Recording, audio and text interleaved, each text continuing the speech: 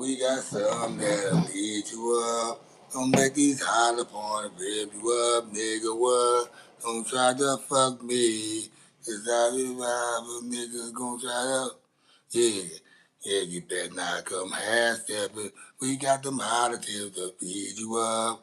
We got them holler porn beat you up, nigga. What? Don't try to fuck me. Cause I advise this shit won't really get lovely. Yeah.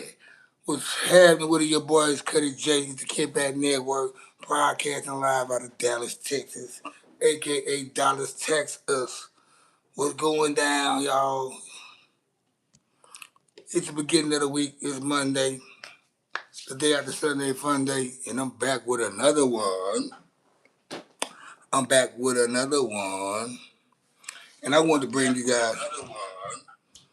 I want to bring you guys back to I don't know what the fuck they doing upstairs.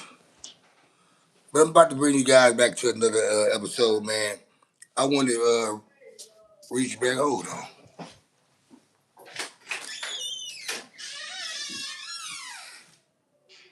Hey, yo, y'all good up there?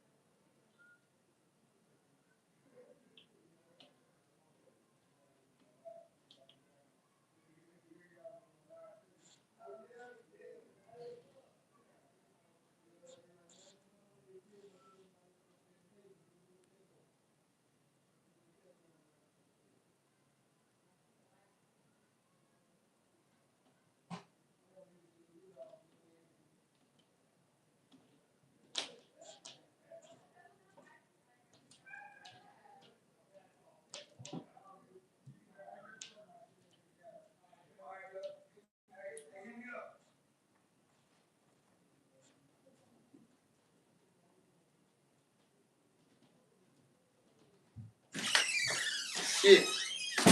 Hey, y'all was had. Whoa, what's up with it? My bad. I had to go upstairs, man. They making a lot of noise up there. I thought something was going down. I had to go check on my neighbor up there, you know. Not like they were beating up and anything, but what's up with it, y'all? What up with the chat? It's when the lights up. Tammy, what's up, baby? Mwah. Appreciate the love you always give me. Yeah. Tammy in the building. Uh, yeah, guys, I want to get back to tonight's episode. I want to run you guys back with the topic that we had uh, about young Miami getting a little she getting a little worse from I'm not gonna say every older person or um only person that ever said something was India Arie. India Arie made a video making a statement saying something about the song "Spin That Shit, Spin That Shit, Spin That Shit." Okay, we all know about that part. Unless you're under a rock, you probably missed that memo. But anyway, after India Arie made that statement, you had a couple of legendary artists like Uncle Luke and Trick Daddy, who are also from Miami, defending young Miami in the situation. And what I will say this, they did not say nothing wrong about how they felt and where they were coming from on what and also what it is. But it was only one part that they had to leave out. And Uncle Luke, he didn't really offend or he wasn't really insulting India Arie. He was just saying, imagine if all the music was made like Jill Scott and India Arie, we'll be boring. All they was saying, let the young girl have her shine. Let her have song of the year, song of the summer. Let her art be her art. Everybody's art is not gonna be like yours. I don't never expect Whenever somebody say they want to do a podcast or anything with music, I don't never tell them they shit should be like mine or your shit won't be nice. I never tell them that.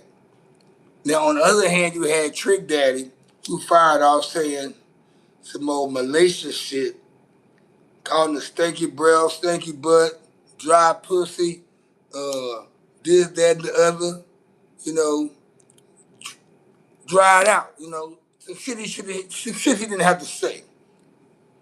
As far as, and also disrespecting another black woman in front of the world. And that's the whole purpose and the whole point that India Arie was trying to make. It's a shame that the outside world, or the people on the outside of this country, when she go around the world, how you have these people that look at black America a certain way just because of our music and how it's put out and how we represent it and what goes on with the music. So he was another example of why other people outside the black community gonna always look at us funny and turn their nose up because we always dogging each other. What it do, Tammy?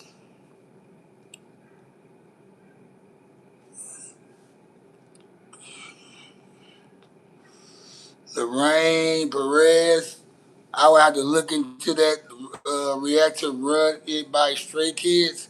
I have to, I had to look into that right there, do my research on it, and I'll be sure to get back with you on a reaction. How you doing, Miss Tammy, baby? Mwah. Uh, so get back to my point what I was trying to make. Like here's the thing. You got these guys like Uncle Luke has to be every bit of like 61, 62, early 60s, late 50s. Trick Daddy has to be anywhere between 55 and 60. And here you go, you got these old school legendary hip hop guys insulting the black queen, or I'm not going to say queen, insulting another black lady for stating her opinion about what she felt about something. Now I understand why they was coming at it and defending a person from Miami because they from Miami, Miami, she's from Miami, and you got to understand, Luke was one of the first artists, if not the first artist, that had things people tried to ban their music back in the day. Y'all remember Two Line Crew? Two Line Crew, they had that song, hey, we want some say, don't stop, get it, don't stop, get it. Let me see this, let me see that. See, Two Line Crew done made songs like that to kind of like influence Black America. Trick Daddy had some songs that influenced Black America. And here they go defending another song that can influence Black America. Not only that, you got white people and white girls on fucking TikTok saying spin that shit. So now when you get to the white community outside the black community, it gets scary. And that's where India Arie comes in at with her statement saying what she had to say about the song because she felt like, okay, it's a bad representation for the culture. Uh, it's influencing uh, people to go do shit like run scams and run up bags and booths and shit like that. And like she said, it's influencing the kids. Now, my take on influencing the kids, as long as you are parenting and raising your kids, you shouldn't worry about no music or anybody raising your kids if you're not there. You're not putting the pad and the fucking rundown, the boundaries on your kids. You shouldn't worry about little Boosie or NBA Young Boy or Young Miami or the baddies around the world on Zeus trying to influence your kids. As long as you there policing your kids and showing them what life is like and what it's supposed to be and how you supposed to represent yourself, you shouldn't worry about that. Now, let's go back to what I was saying about you got these older guys who they just as bad as they self to go out there. They just as bad as India Arie, who's trying to shame a young black woman on her music and her art and her hit. They just as bad as India Arie hopping on behind her to call her out her name and call and say shit, say disrespectful shit to her. And we all know India Arie, she's not one of those, she's not no hood chick, she's a conscious lady. She's not nobody you need to be talking to like that.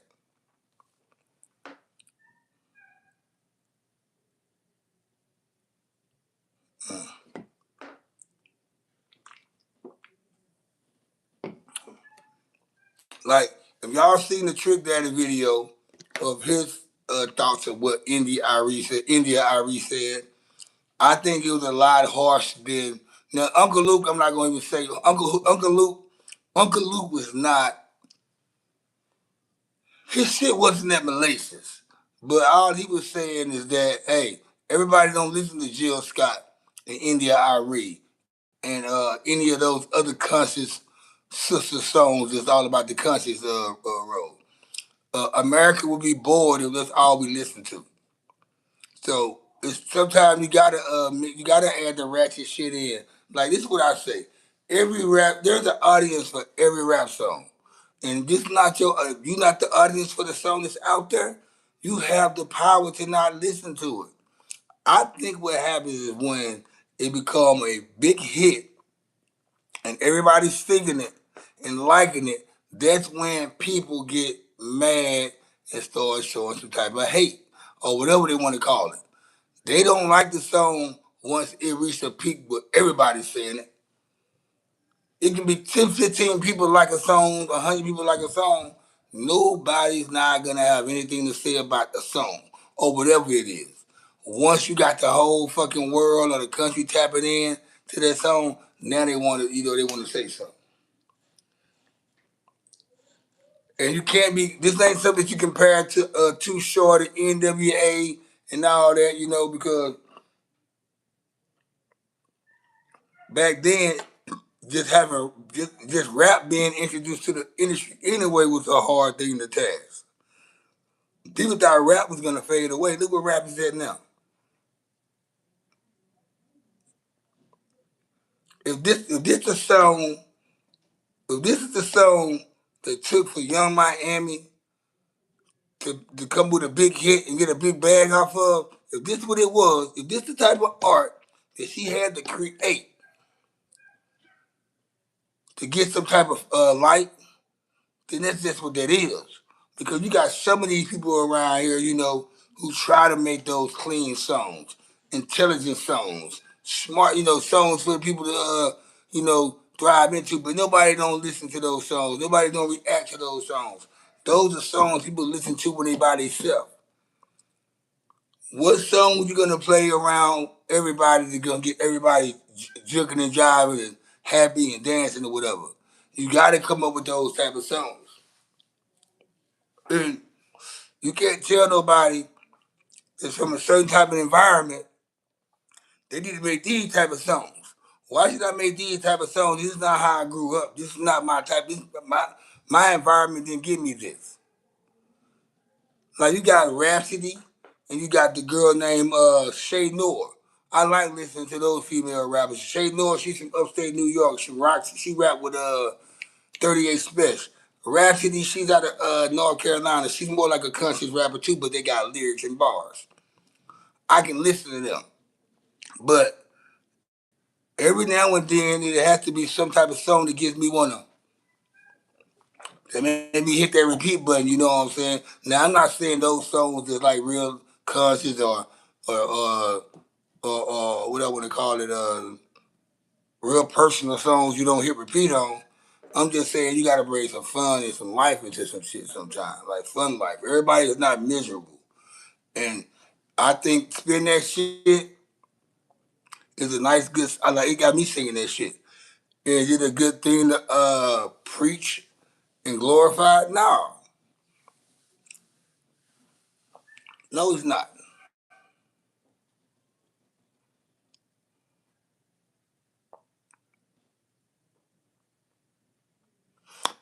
Tammy, you motherfucking right. If it wasn't a song of the year or whatever, it probably wouldn't even been chosen. It probably wouldn't even been fucked with. I was also told that she had, I think she performed the shit at the Essence Awards and shit like that, and that what the backlash was about it. The fact that she performed at a certain event. Every song is not made for every event. Like Back That Ass Up. You don't perform Back That Ass Up at every venue, every club. You don't. It's just certain songs you don't do. Like you can't take a conscious song and perform it at a club, in a club atmosphere. It's not gonna work. So yeah, it's gonna always be some say about why you perform that song at this event. Uh, and then Trick Daddy just got in trouble by like a couple months ago about him performing the song at the what that is the AKA's their little party or something they had the event they had going on.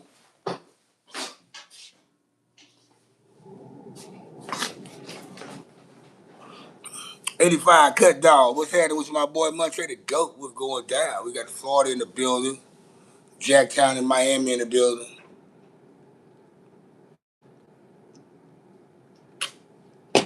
Don't don't take that Christmas tree down, Montre.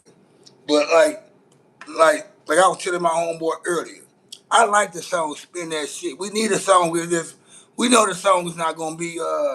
It's not one of those lifelong songs. It's gonna be. We're not gonna be saying "Spin That Shit" 10 years from now. Maybe we will, but I don't think it's stick and glue like that.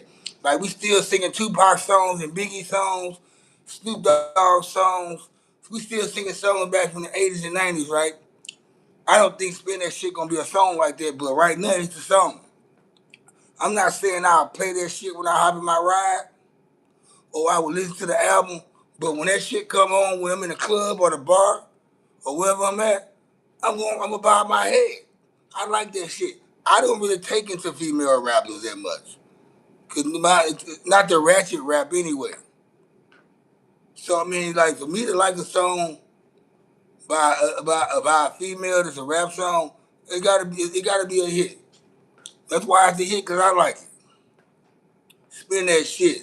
Spin that shit. Spin that shit. Spin that shit. I said spin that. Yeah, this shit kind of is catchy. We talked about the topic Montre to go, man. It's on the thumbnails in the title, man. We're talking about the backlash being received. Um, we're talking about India Arie catching backlash for making a statement about Young Miami song "Spin That Shit." She had people like Trick Daddy and Uncle Luke come at her. I don't know if you guys seen the videos or how tapped in y'all are about this topic, but if you like, I can play the video footage, I guess. That way you can hear what they said. But that's what the topic's about.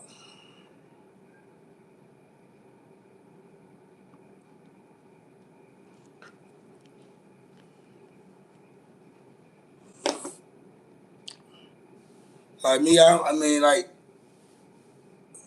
we know they're gonna wear the hell out that song this summer, but are we gonna be saying that shit in December? Are we gonna be saying that shit next summer? That's why I say let people have their way, man. Let people. That's another thing I be tired of. I be bugged by how the young people don't like to, do they research and go down there rabbit hole and check out the old music from the '60s, the '70s, the '80s, the '90s, hip hop, whatever. They don't like. It's hard for the young people to do that. You catch one out of a dime that's one to go back. They don't mind going back listening to old music and appreciating it. Like us born us 70, us babies that's born in the '70s and early '80s, we appreciate a lot of music before us. The only thing I don't like about us is most of us, we don't like to accept the new shit that's out. Like like they don't understand that we still got people that we grew up listening to. They still making albums, the E40s, the MC8s, what I'm saying, Dog Pound, the Nas's, MOPs. They're still making music. The Young Mouse, they still dropping music to this day in their 40s and 50s. You have the power to go look them up with your smartphone. Also, there's some new artists that have came out and that are coming out there and make music with substance. That sound good with good lyrics and bars. It's recorded well. The sound is good on it. You can tell what people. You can tell what music is getting pushed out there when they just going in the studio, recording this shit fucked up, and then they push it out there. You can tell the type of music is being made then.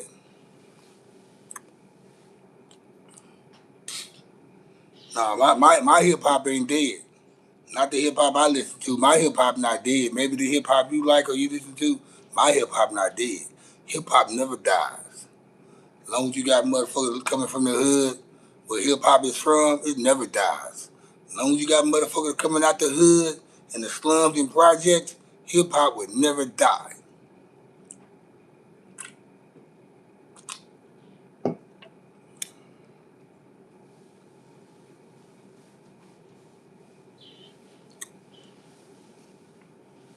Niggas be weird, man. I swear to God, niggas be weird, boy.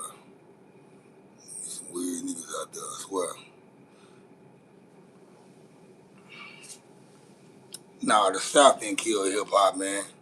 The thing about it, because you got some hip hop talented niggas from the South, like Outkast, Scarface. You got Chameleon Air. You got Dunn Trip. You got Goody Mob. Don't do that. You got A Ball and MJG. Don't do that, man. Come on, man. Don't say the South killed hip hop, man. Nah, they what they did, they extended the hip hop sound. All they did was just add it to the hip hop sound. We got the boom bop from the East Coast, and we got that G Funk low ride and shit from the West Coast. The South just made y'all have fun with it.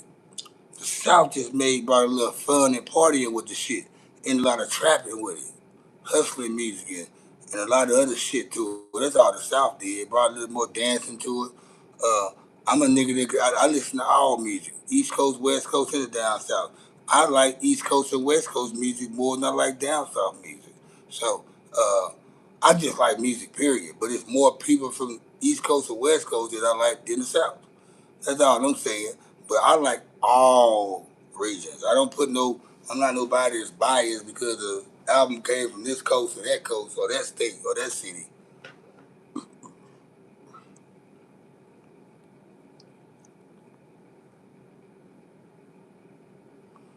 No, that's who sing Poker Face, Lady Gaga. Why did I think the other girl sing?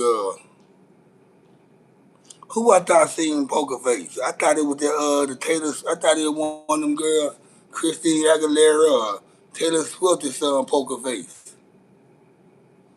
Poker face, they just see how that shit go. I thought it was. See, I don't know that kind of music like talking about it, man. Like I said, I don't really dive into female artists like that, especially white females. You know, if I don't dive into black female artists, you know I'm really not gonna know nothing about no white female artists. You know, I'm just saying. Unless it was back in the '80s, like Cyndi Lauper, Madonna. You know what I'm talking about. But no, you got me on that one. So you like Future, Young Thug, Gucci Mane, and Two Chainz? I like Two Chainz. I like Gucci Mane, but that's not my favorite down south rapping right there. Which tells me you got to be a young guy for that to be your list of rappers from down south. Tells me a lot about you. You know, yeah, you got them guys. Now, they are good artists. I would love Future to be an artist without the fucking auto tune shit. Young Thug, I think he make a little good music. I guess. Gucci Mane, his rap is elementary. I like Two Chainz though. I fucks with him. Titty boy. Uh, New Age at a time. What they do that New Age at a time? Is that my boy Hot Spot? What's happening with a Hot Spot? I knew if I went live late today, I was gonna catch some of my moderators because I was just saying yesterday that a lot of my moderators are not tapping in because I'm probably going too early for them, and they used to be going around at 8:30 or 9:30. So I'm glad I tapped in late tonight. I just be trying to wheel the barrel. Yeah, hip hop ain't going nowhere. And I'm gonna tell you why hip hop ain't going nowhere. Because because every genre of music likes to mix hip hop with it. Or every commercial has some type of hip hop to it. Every fucking marketing spiel has some hip hop to it. Hip hop can't die. Everybody putting hip hop in everything. Comedy, movies, video games. Everybody's mocking hip hop. Everybody's mocking hip hop. Every fucking country is mocking hip hop. How it's gonna die?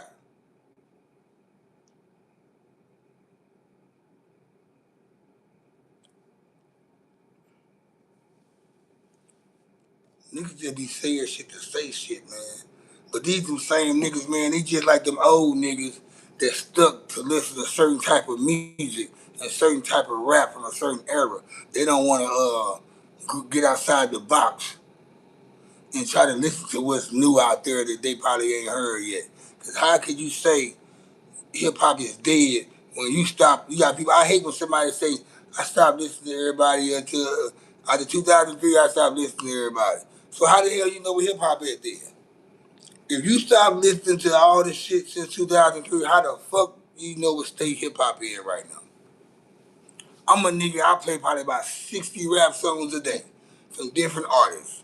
Sometimes it be the same artist, some songs.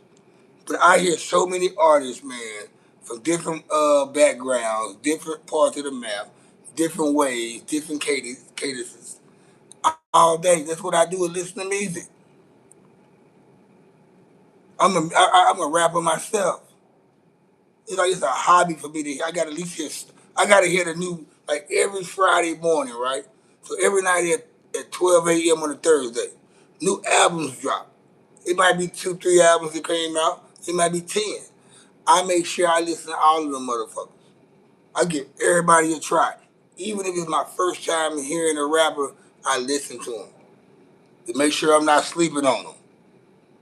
And then if I find out they sound good and they good, I'm gonna go back and down their rabbit hole and check out their catalog. Lisa on here? I ain't see Lisa on here. Lisa's on here? By the way, how's everybody doing, by the way? I don't think Lisa's on here. I would have been seeing Lisa. Yeah, man, like I'm all over the place like bird shit with the music, man. And like sometimes I like to play some, some Frankie Beverly and Mays, some Bobby Womack, Earth, Wind and Fire.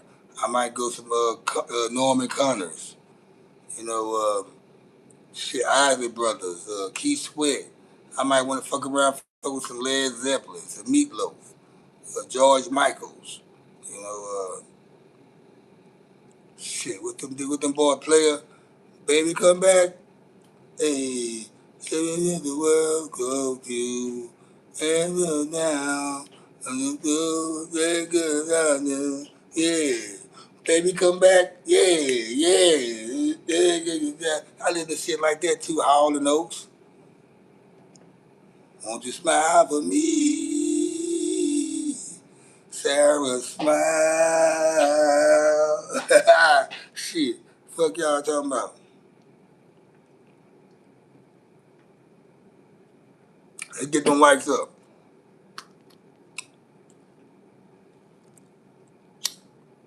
I listen to all that shit, man. Frankie Beverly Parliament, shit. Sam Cooke, my sliding the family stone. If you want me to stay, I stick around no way, and then I bet you wanna give me the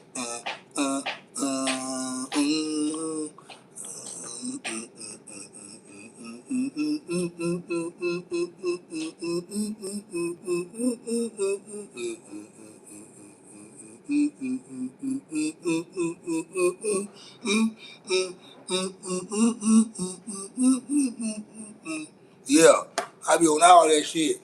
Happy feelings everywhere. Yeah. Judging people in the air. One of my favorites. I got myself to remind me of love. Got my mind and my heart. I believe in love. These happy feelings, feel those happy feelings. I spread them all over the world, yeah. From deep in my soul. Yeah, y'all know about that Frankie Beverly Mays, cuz.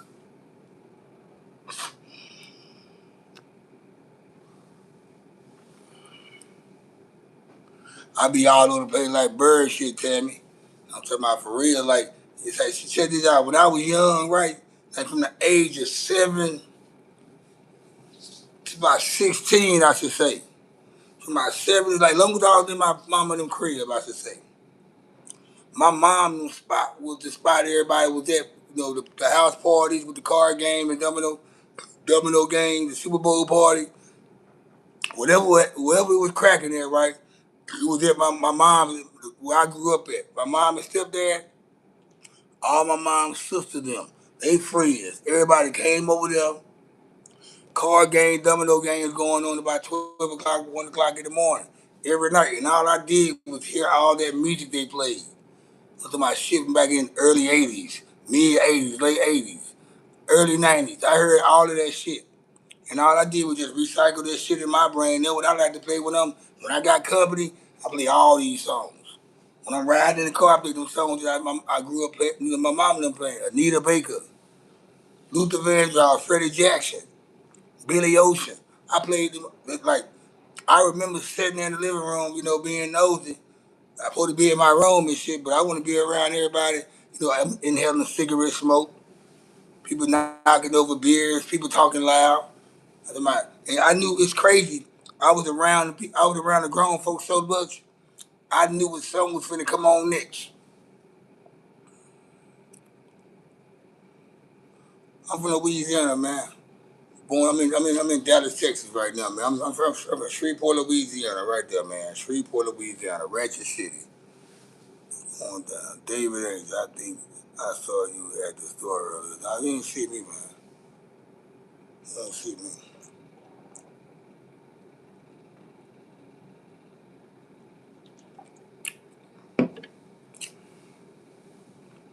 You didn't see me, man. But it's one of them lights up, though, man. So, how was everybody weekend, by the way, man? I hope everybody had a nice weekend. I'm glad to have you on my live chat tonight. Uh, this is the Kickback Network. I'm your boy Cuddy J, the host. Broadcasting live out of Dallas, Texas. This is my live stream. It's your first time tapping on. Just know that I do a podcast and any reaction show on here as well. You can hit that subscribe button. I'm always uploading videos, giving you content. So welcome to the Kickback Network. I'm glad you guys had a weekend, great weekend on top of that. Uh, I hope everybody enjoyed their weekend. I pretty much kicked it with y'all throughout the whole weekend because I gave you guys a live stream every day. Uh, I wanted to come back with you guys today because it was brought back to it was brought back up with the situation of Young Miami's hit song this year, the Spin That hit song. I thought it would be something to bring back to people's attention because I don't think we talked about it enough yesterday where people probably was I didn't think yesterday people had enough information about it or just didn't care to talk about it enough. So I brought it back up today, and I think people still in the same way. They don't want to hear about young Miami or I don't know. But yeah, I'm in Dallas, Texas, by the way, man. But I'm from Shreveport, Louisiana.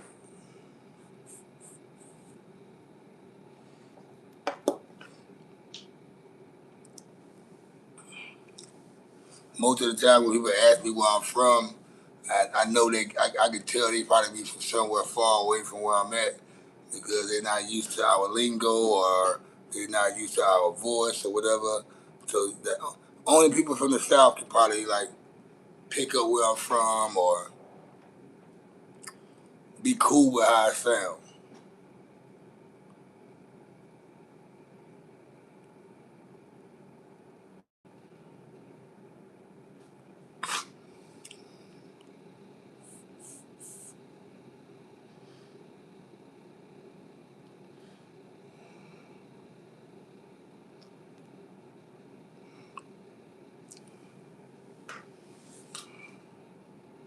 There's Lisa, guys.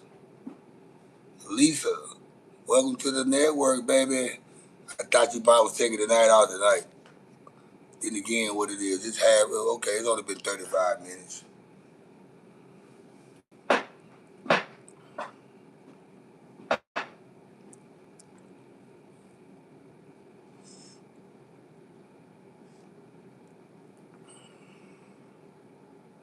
Yeah, I was watching the game at the bar earlier. I came home. Right after USA tied the game up 1-1. Belgium went right down there and scored on their ass on their headbutt. The same guy, number 17, scored twice. And I think it was probably about 20 minutes left in the half. I said, I'm going home. I'm really not that intrigued by soccer to sit there and watch it like that. Plus, I want to come home and do my live anyway, and I just knew you guys was gonna probably bring it up. But LSU I mean, not LSU, USA, for one thing, Belgium defense was too good, and USA just had too many holes on the defensive side. Like they were letting them boys up in there. At first, they was being aggressive with Belgium, and then it, like all of a sudden they fell back on being aggressive and being they were attacking at first.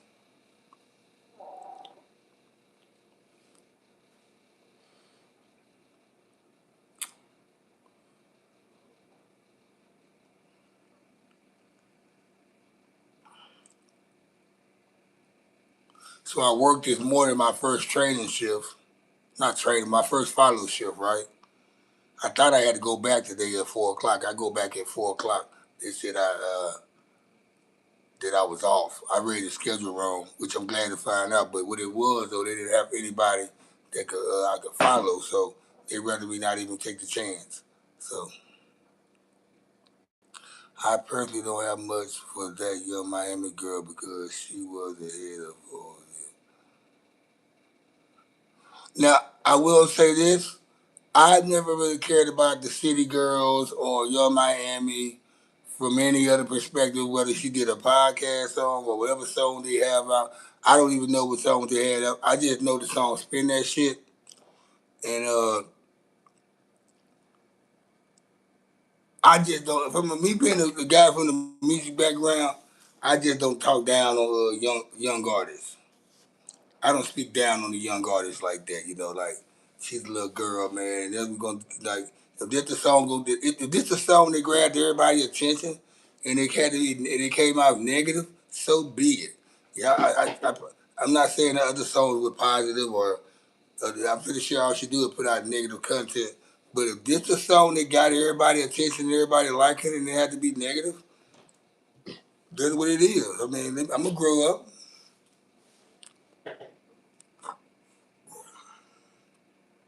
I mean, like I said before, I don't too much, thrive in a female rapper's ratchet music rap, the ratchet rap. But when I hear that song and shit, it's like it made me bob my head. I think I just like to spin that shit, spin that shit. And see me, I'm an artist. I was taught to not make catchy hooks. I never made songs that had catchy hooks. I think I went out. I think I went overhead with my hooks that I created. Like my hooks was down to like half a verses. So we nigga had to put thoughts into their hooks. You know what I'm saying? But I get it though, man. When you're an artist, man, you need that hit. It's kind of like me being a YouTuber, right? I got all these goddamn videos I put out, right? I ain't made all these live streams, all these pre-recorded shows, these shorts, the reaction shows. I ain't put out all these videos, man. They all ain't got me this many numbers, that many numbers, and all of a sudden, I put out some content that maybe I get 3 million views off that bitch. Y'all gonna feel how y'all think I supposed to feel on that shit? How I think y'all feel about that shit? I'm gonna think y'all probably love that shit for me. But I already know shit. You know what? When 2,000 people hear your shit, it's not as bad as it is if 3 million people hear your shit. Yeah. I'm gonna tell you this.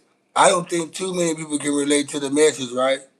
There are people who can't even relate to what she's saying, but they like it because the beat and it's catchy, and it's just something they probably been around. Now, I can't relate to it either. I ain't never scammed nobody on no shit. But I feel where she coming from because I know people who did some scamming and boosting and did any kind of black market shit to get over on people or whatever, you know, to make a dollar. So I understand the lifestyle because I've been around it. As far as living it, nah. So it gotta make me gotta relate to the shit. Plus, like I said, it's entertainment. I learned how to separate the artist from the person itself. But I think Young Miami, she's exactly who she is in their music because if I can't recall, I seen a video of her about 6, 7 years ago, and I listened to how she was talking, and I told myself I don't fuck with bitches like that. I don't care how good they look, and I knew she was Barbie doll up and shit. She had a bunch of makeup on. She probably don't even look like that if she was a regular person. But I'm just saying, just the way she talk and all that, no.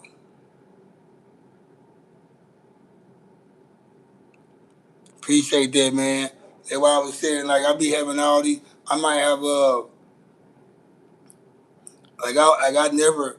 I think every blogger is one video away from being recognized or being known.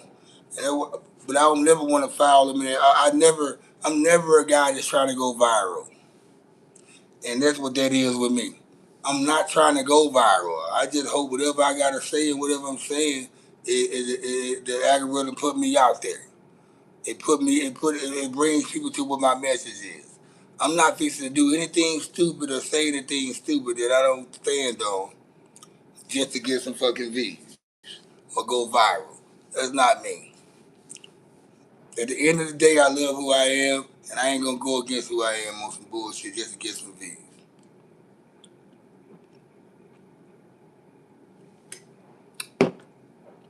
It's too many people who I did interview just because I know it would have been if the outcome would have been bad on my end if I would have for like losing a friend or for a friendship or a relationship, anything. A person or somebody whoever I was close to would have lost out on something just because I had a certain person on my podcast that would have put out some business and shit they should have put out or said some shit online, whatever.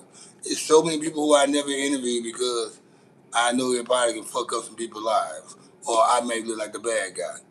It's a lot of topics that I don't talk about that's been delivered to me.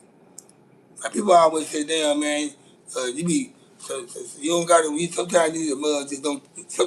Somebody told me sometimes you need to mind your business, man. And don't talk about everything. I said, "Nigga, mind my business and don't talk about everything." I said, you know how much." I said, "You just don't know how much shit I don't talk about that be sent to me."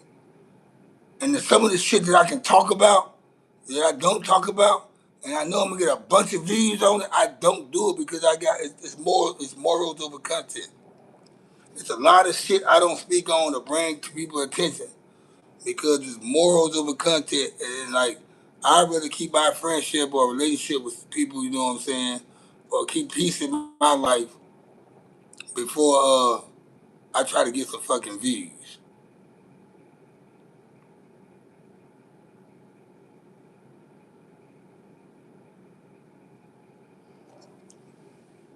I had a show back in 2021 when I first started back doing my podcast. Cause I think I took like a year or two off of doing podcasting, and it was like right during the pandemic. And around about it was like at the end of the pandemic, pretty much. I interviewed one of my homegirls out of my neighborhood from back home in Shreveport, and she came over there with the intention to just air everything out. Like it was kind of like the beginning of when podcasting started getting messy.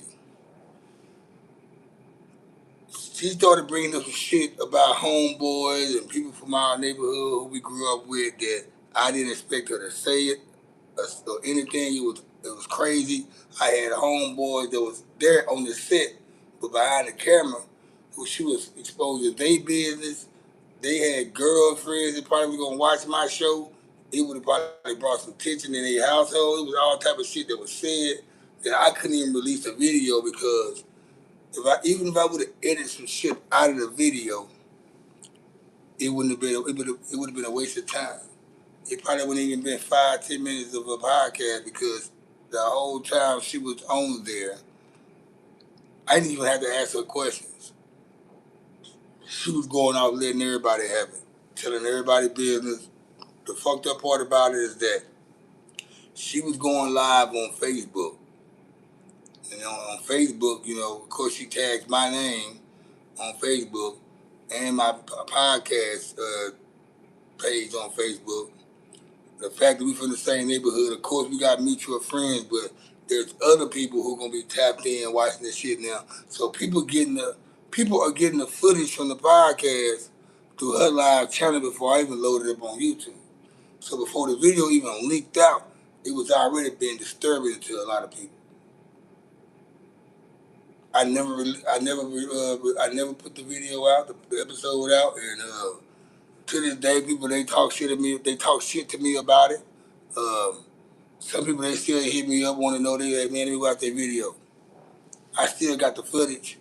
I just never leaked it out.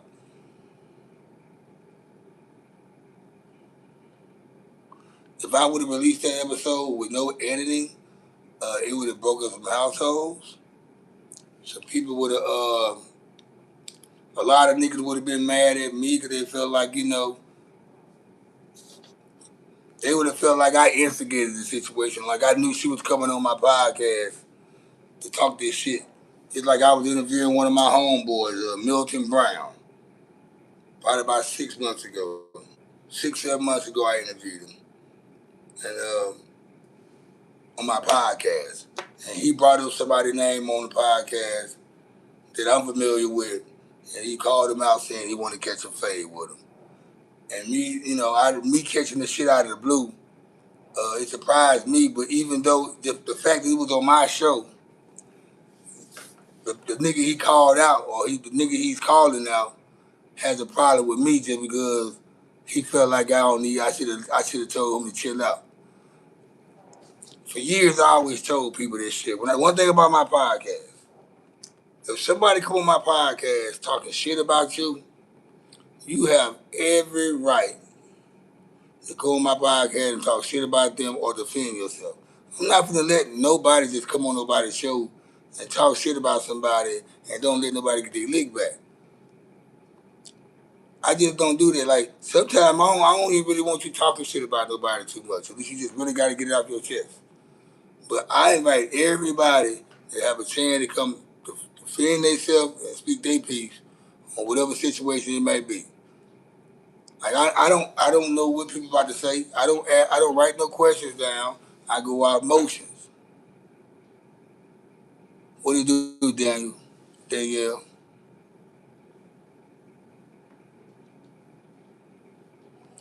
Like I'm always oblivious to everything. Like I have my share of questions I want to ask the guests, but when that guest get in their little zone, they want to talk and they start feeling themselves. I don't know what's coming up. I just ride the wave. And like and then one dude I called one dude. I said, "Say man, I interviewed a dude on my show the other day, named such and such. He said he brought your name up. He mentioned your name. I just want to let you know if you catch the episode or I get back to you, nigga says your name on my podcast. Cause I'm not in on nobody's side.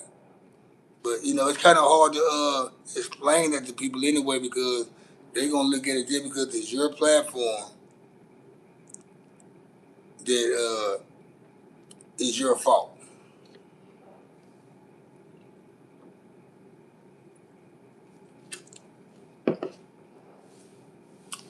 Hey y'all want some real shit? Y'all want to know some shit? The nighttime live stream gonna be pumping like the daytime. The nighttime the live chat. Yeah, I think people tired at nighttime, man. At daytime, everybody's awake. I ain't seen a troll tonight. Maybe my moderators are doing a good job, but just me looking at the peak of the numbers they're listed on. The likes are pretty good. I think the likes will be alright, but I mean the likes will be at probably about 15 likes right now. But I think the chat kind of weak tonight though. Air Run, Drag, Dragona. Um,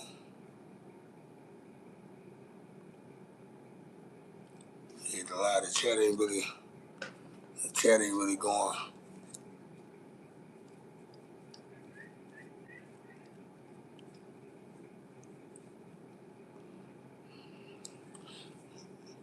The whole point is though to get no matter what time I go live, I should have enough people to tap in. Just because of the fact I got 3,100 subscribers.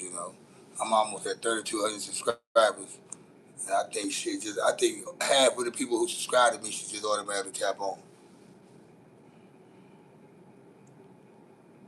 I was telling my homeboy the other day, he's too concerned. He's so concerned about having people that's on Facebook subscribe and follow his YouTube channel. And I had to tell him, I said, say, man, them people that's on Facebook every day, all day, man, they not fixing to give up Facebook. So they not fixing to give up strolling down Facebook, catching all the instant content they want and mess they want from their local area uh, to go watch a fucking video for an hour or half an hour or even live. They're not going to get their attention unless you talking some shit they like to hear. I said, it's gonna be hard getting your peers, your friends, your cousin them to watch your fucking YouTube channel. I said, stop striding for your Facebook people and Instagram and TikTok people to watch your channel. Go into YouTube and create your own audience, man. It's gonna people to tap into you, man.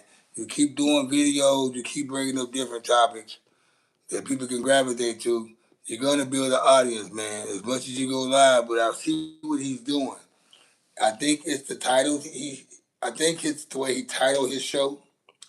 Then he done put a thumbnail on it, and I think it's pretty much his topics are pretty much the same. Like even Chat GPT tells me that you never know where I'm going, what I'm going to come up next with. Like I'm so my topics are everywhere. Like you never know what I'm going to talk about on like tomorrow. Y'all know I don't know what I'm going to bring you guys tomorrow.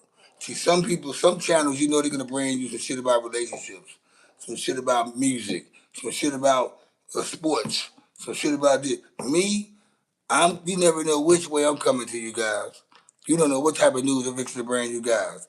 And sometimes it's gonna be real explicit, like some crazy, outrageous, ratchet news. You can always count me in on bringing y'all some hardcore ratchet news down here in the dirty South.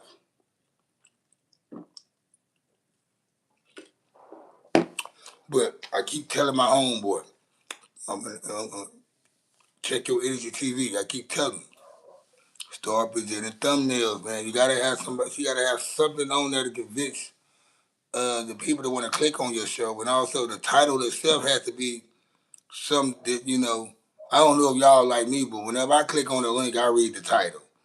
The thumbnail really means nothing to me, really. I read the title, and if the title convincing, I click on it, and more than likely, I'm either gonna be stuck on the content once I hear what they talking about. If it's some bullshit, I'm gonna log off. Not saying I don't like the channel. I just don't want to hear that. I don't want to subscribe to that topic today. Maybe they're gonna talk about something else tomorrow. But him, I'm trying to I'm trying to show him how to do the.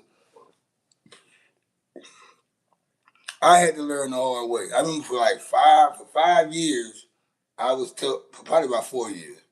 I kept on. I made all my podcast show. I titled them "Coulda Came and Kept That Podcast Show," and I put whoever I had on my show as the guest. And the title, my name of the show wasn't even in the algorithm enough for people to just recognize my channel to click on my shit. If I would have used certain type of titles and thumbnails back then, my channel would have been grew fast. I would have been at 3,000 subscribers a long time ago, but nobody taught me how to do YouTube. I didn't. I had to figure it out on my own. And here I am now trying to give people the game on how YouTube go and how you should use this shit. Uh, Sometimes I feel like I'm talking to a brick wall.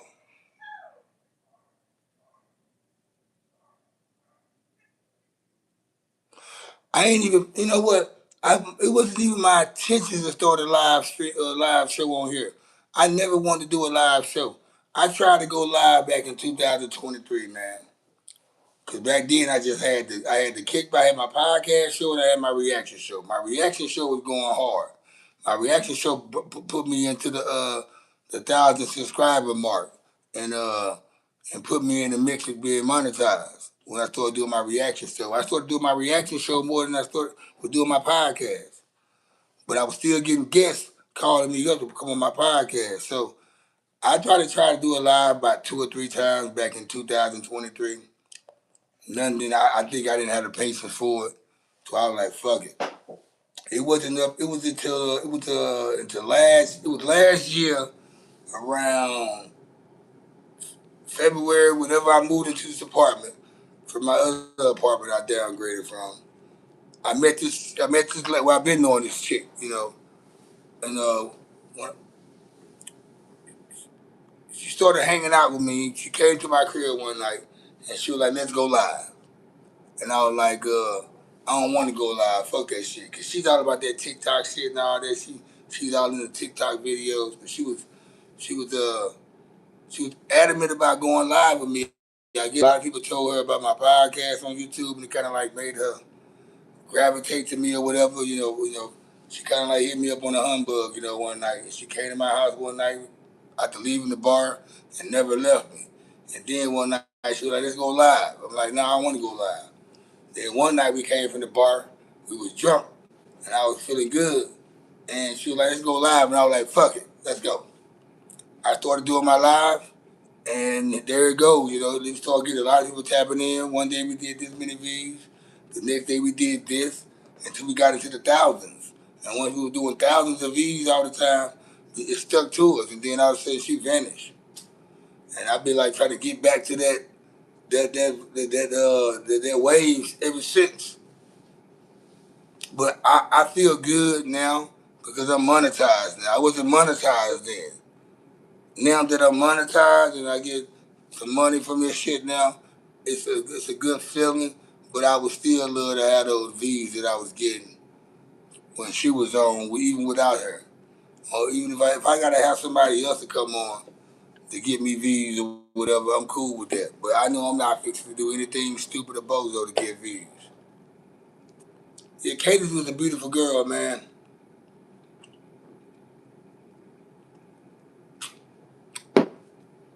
She was in a bad place at the time. I would say that. Uh, it was a time where there was a time where she didn't really have nowhere to go, and I think I made her mad because I told her she could stay a couple of nights at my crib, but she can't be over here during the weekend. My kids are here. I didn't know how her situation was. I'm just sure I always had a bunch of shit in her car, and she was in a bad place. And I think once she found somebody that accepted her to come live with them, that's when she kind of like broke away from me. There's no way in hell I was gonna let somebody just move right in with me. I just moved. I just downsized from a 2 bedroom to a 1 bedroom because I didn't need the extra space. My kids only come over every other weekend, and I don't need to be paying $500 more or $600 more just because a room get used every other weekend. And I don't like people to try to catch a vibe like, "Hey man, you got a 2 bedroom, man." Or nigga want to try to move in with you. Uh, but yeah, I downsized to a 1 bedroom, and it was just keep it the way I want it. And I just didn't want. I definitely wasn't trying to have no female live with me.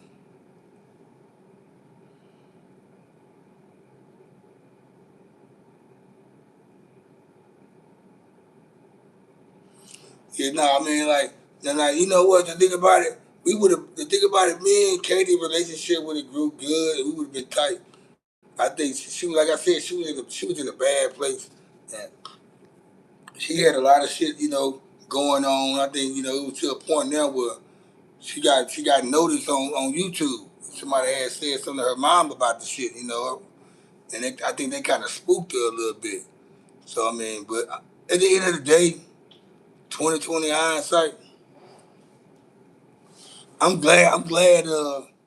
It was kind of good she probably went around no more. Don't tell her what type of trouble she would have had me in, man, because she has a lot of shit going on, man. Fambo, what's going on, man?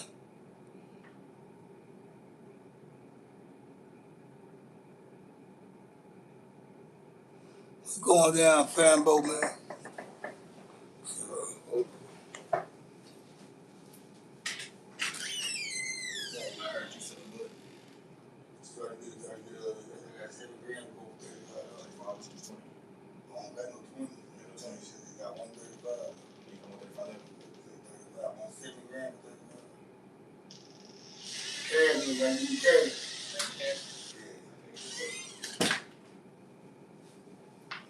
All right, that guy, my bad.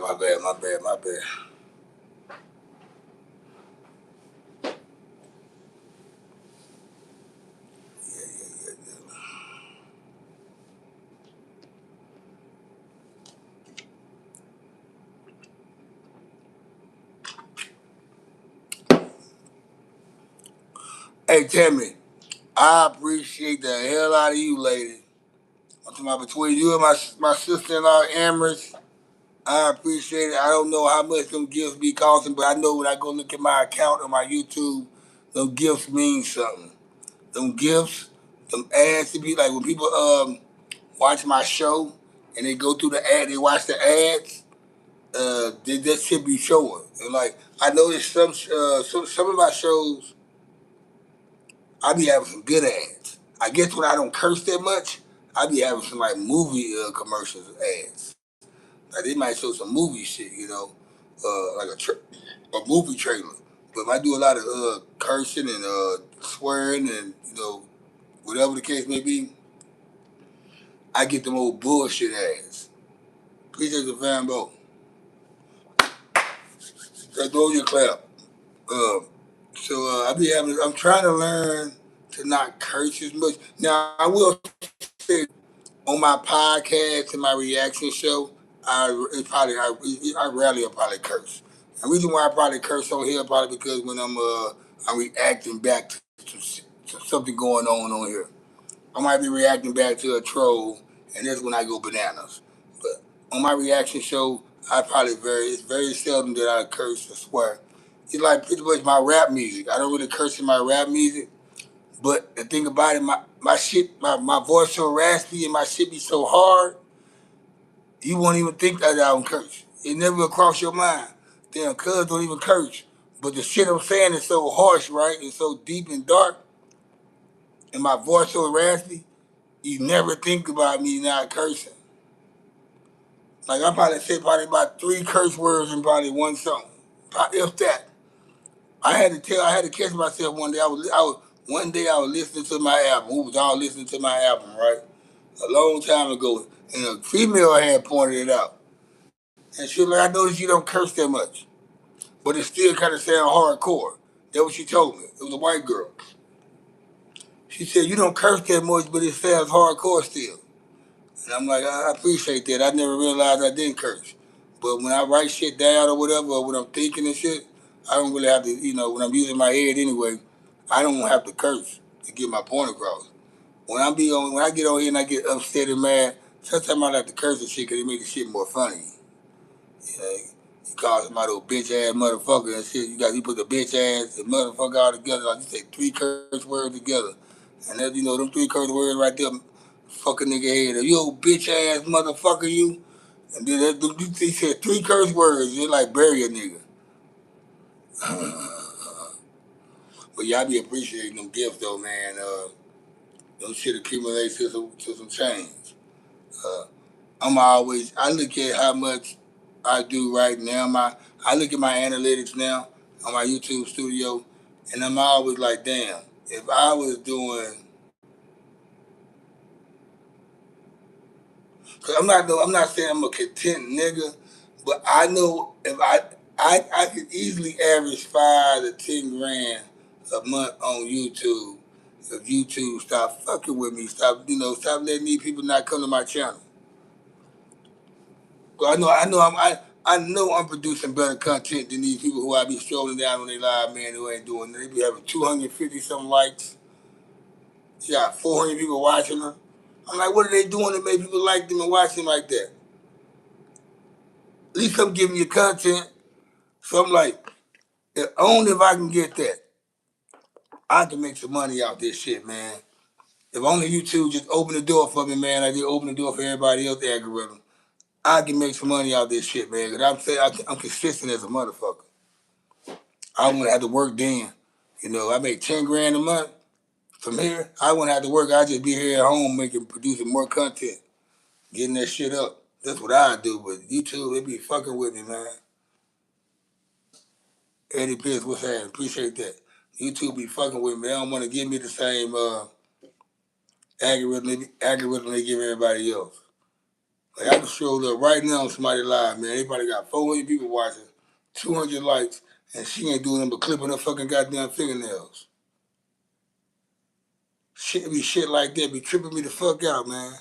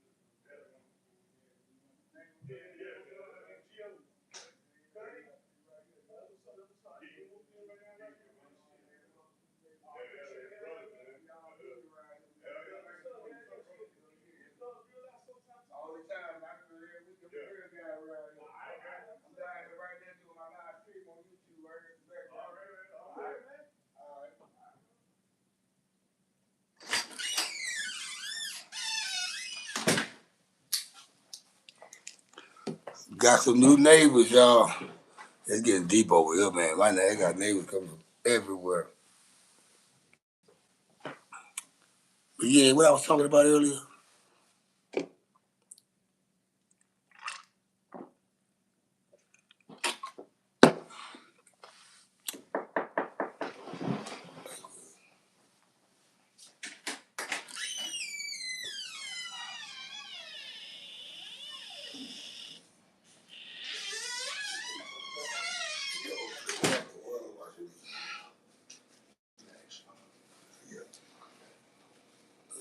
Yeah.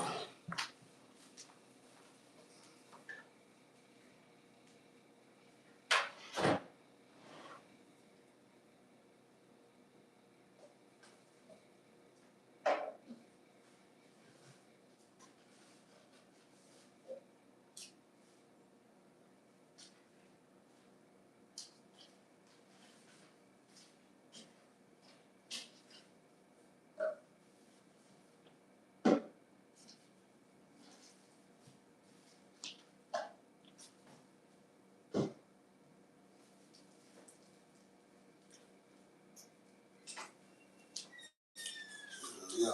Everything good? What y'all got going on, though, bro? Oh, we chilling, man. We talking about the world. Y'all talking about the world? Y'all don't just get fucked up talking about the world this year. That was up right there. I ain't doing but doing my live stream right here, man. Talking about everything. Man, I'm in my second hour right now. Oh, yeah. You know, so shit, I just be chilling, you know, down here. To the live, man. Oh, here we go. We got what up, y'all? I'm Dom. I make music. I don't got social media, so if y'all want to check me out, shit, RU Dagger, SoundCloud, Black Dot Slut. It's a rock band. Hey, he's from Chicago, by the way. Yep, Southside Chicago, man. We in here. We in Texas. Y'all rock on. Y'all have a good one. Bless. All right, yeah. All right, though, man. Hold it down, man. We gonna get this shit going, though, man. Hold it down, man. I'll be careful. Yeah, man. What's cracking? I'm back. Like I left some. Roman, Alicio. So yeah, man.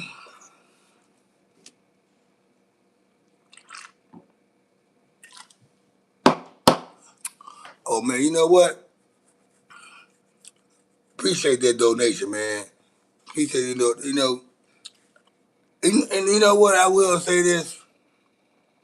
I think I do good for a guy that doesn't ask for donations. There are plenty of live streams that I watch, live shows. I'm talking about even top notch shows that they ask for donations. Some people they can't call in or they don't get their comments read unless they donate. And like I be seeing people donations like $5, $10, $25, $100, and I be like, God damn. And that's the reason why I started streaming because somebody said you can make money off donations or whatever. But I felt like I'm not even in it for that. I enjoy conversating with the chat more than me trying to accept money from them or whatever. If they want to throw money, that's cool. But I learned though, if you got 1,500 people watching your live, you're not gonna make money off that unless you get 1,500 or 15,000 or 15 million more people to watch your live after you load it up. Opposed to if I was to do a pre-recorded show and get 1,500 views or 15,000 views or 15 million views, that check gonna look bigger. So the live really ain't really meant for nobody unless you getting donations out the ass, which go to show you guys that I like doing the live because I like talking to y'all. Like I can tell who gonna be on, who ain't gonna be on my on my live. I can tell I know who ain't gonna be like, and I'd be surprised with who pop back up or who and all this and some shit people from about a year ago. I come on here just because I like talking to y'all. It don't got nothing to do with no donations. That's why I appreciate everything that's given to me. Uh, like anybody want to sign up, like I like membership. I don't do enough shows, or I don't even do shows for members only to make y'all motherfuckers even want to pay for membership. I'm not doing anything I'm not doing anything that's that exclusive where I gotta charge y'all $5 to watch this shit.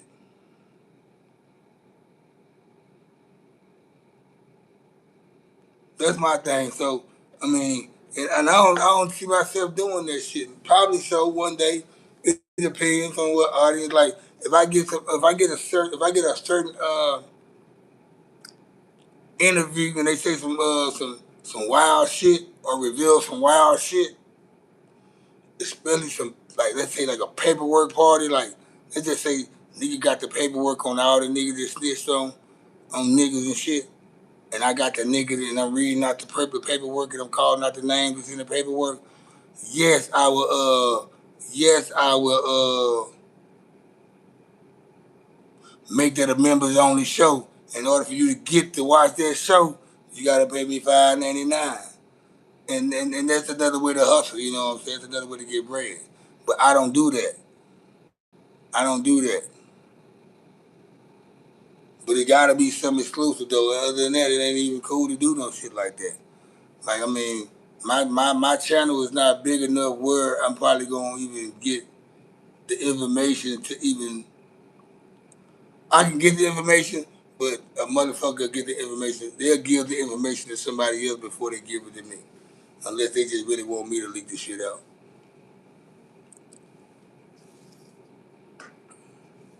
I'm gonna back away from that Shreveport shit though, man, because that Shreveport shit, it, it's, you never know who you talking to, man. It's so small though, but even when in big cities though, you never know who you talking to. You never know who you know. Like it could be somebody that live in Arlington, but the fact that they live in Arlington, I might won't think they know about anything going on over here in Addison or North Dallas with certain people just because they live in Arlington. But at the same time, they might have all the information on what's going on over here more than I do just because who they tapped in with. Like I never uh, underestimate what somebody might know or what they got going on or what type of plug or information they got on whoever. It might be you. But Jessica, what's up, baby? How you doing? Mwah! Big kisses and hugs to my blondie.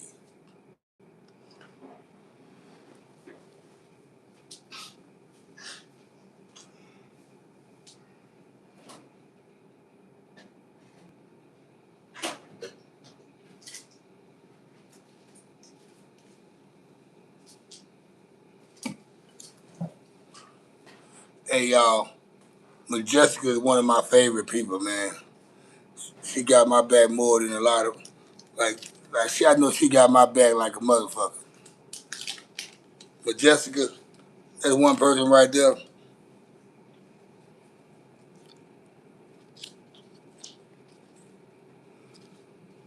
I say that, I'm saying that shit on YouTube. Yeah. Majestica been there more than me than motherfuckers I grew up with. Straight up. She know it too.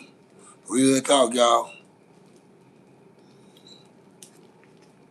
As time rolled by, I look up at the sky, I smoke my deep potato butt like it's my last motherfucker left. Just you and me invading enemies that you get my last shot of Hennessy. You never had a friend like me. Yo. Like, yeah, she's a good friend, man. Straight up and did you know, I appreciate everything she do and did. Y'all don't even know. Y'all don't even know.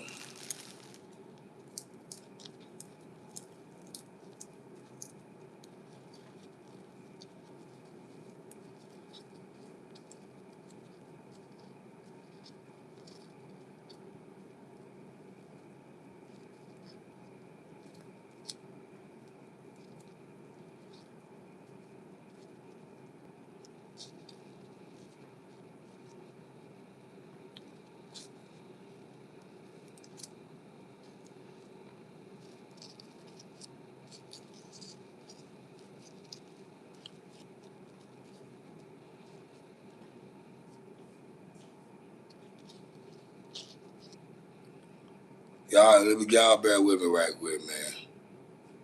I'm probably about the only motherfucker that rolled blunts up on YouTube. I hope y'all YouTube don't get mad at me. Majestica, you know how it is with us, girl. Woman. We friends to the end. Like the bride of Chucky. I'm just playing, y'all. I know y'all might take that the wrong way. The bride of Cuddy.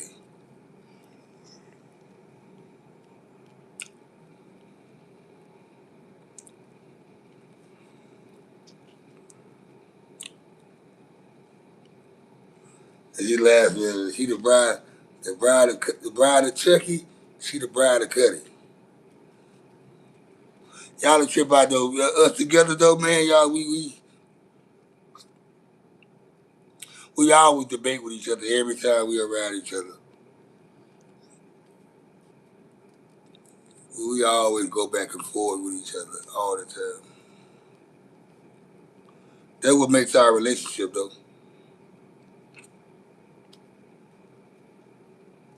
She laughing though.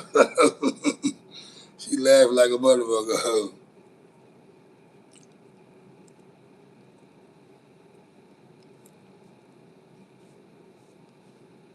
She's laughing at me. Be quiet, y'all. Be quiet. We always go back and forth though. About anything. It can be about anything. She just like me to go back and forth with her. She likes for me to go back and forth. She likes to debate with me. I think she get a rush out of that shit. I think she get a rush out of just just going back and forth with me.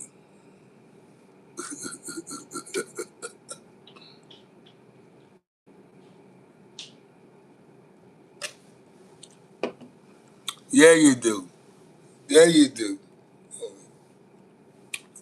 Sometimes I let her win. Sometimes I let her win. You know what you want? You won. You won. By the way, how's it going over there on your channel? How's your channel going?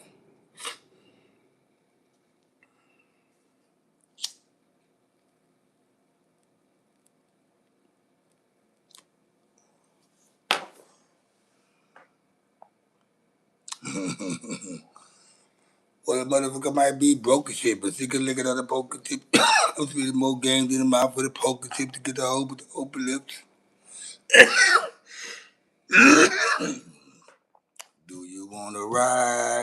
backseat of a caddy, chop it up with do or die. Do you wanna ride? Now, she just say keep me on my toes. Nah, she don't keep me on my toes. Hell no. Don't give her that. She don't be keeping me on my toes. I keep her on her toes. Shit now.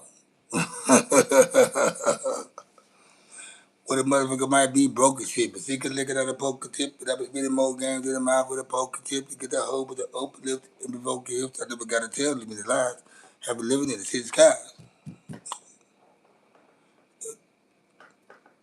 So but the buddy be like, if they had the bum to come take a nigga dig. I want you to see what the buddy be like. I know you wanna try that.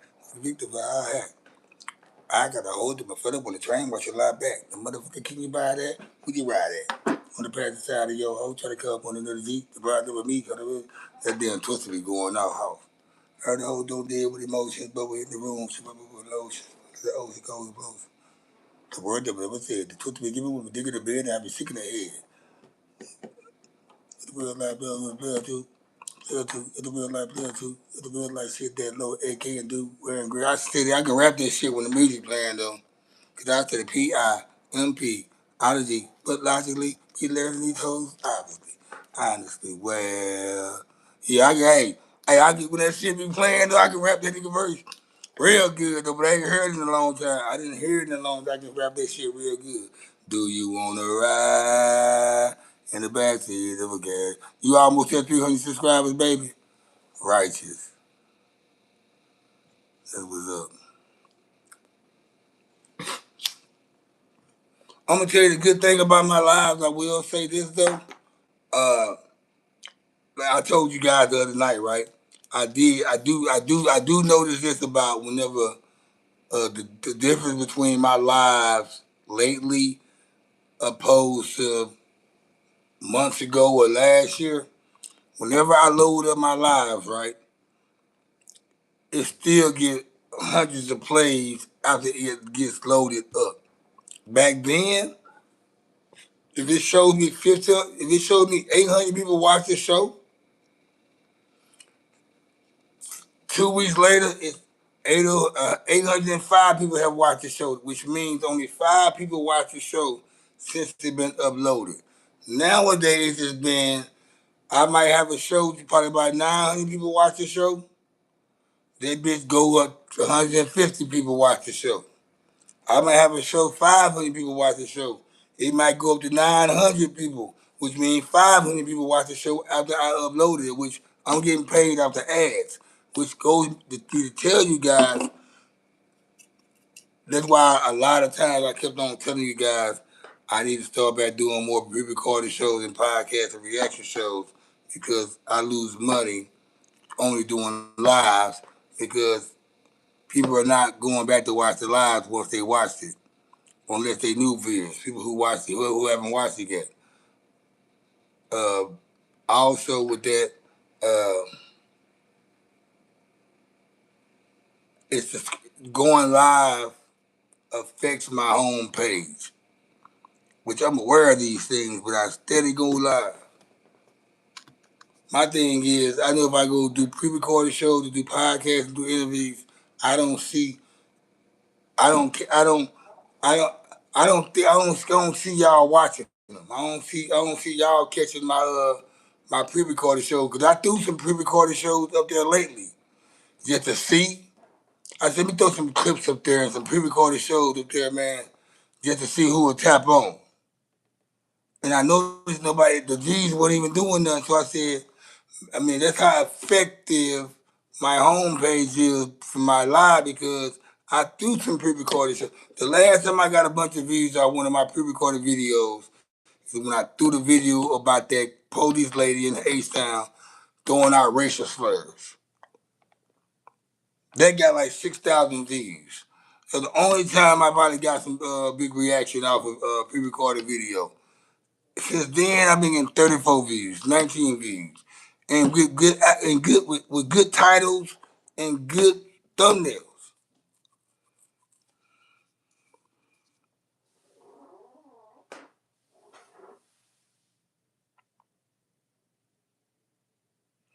Nah, this is what I get paid off of. The ads. The ad I got short ads and I got video ads and live ads. So I got ads on all of my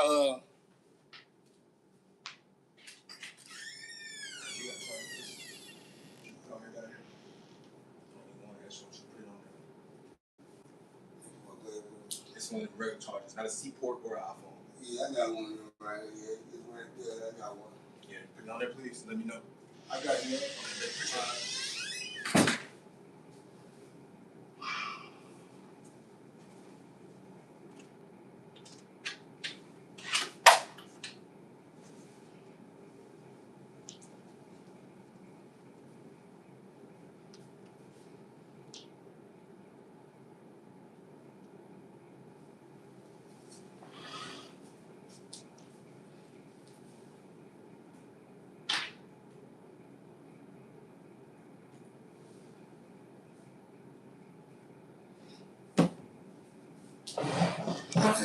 I know y'all.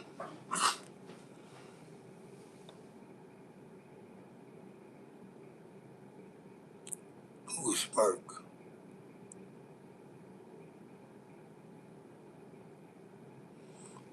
Hey, Cuz a troll, man. He ain't talking about nothing, man.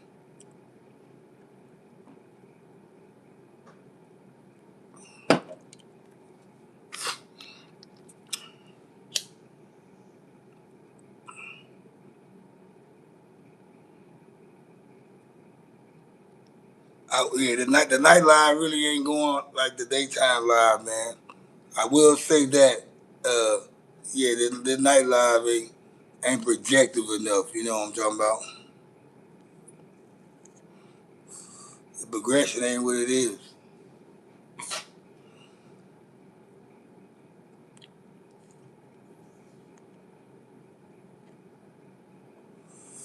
It could be the title though, man. 'Cause I went live the other night, late.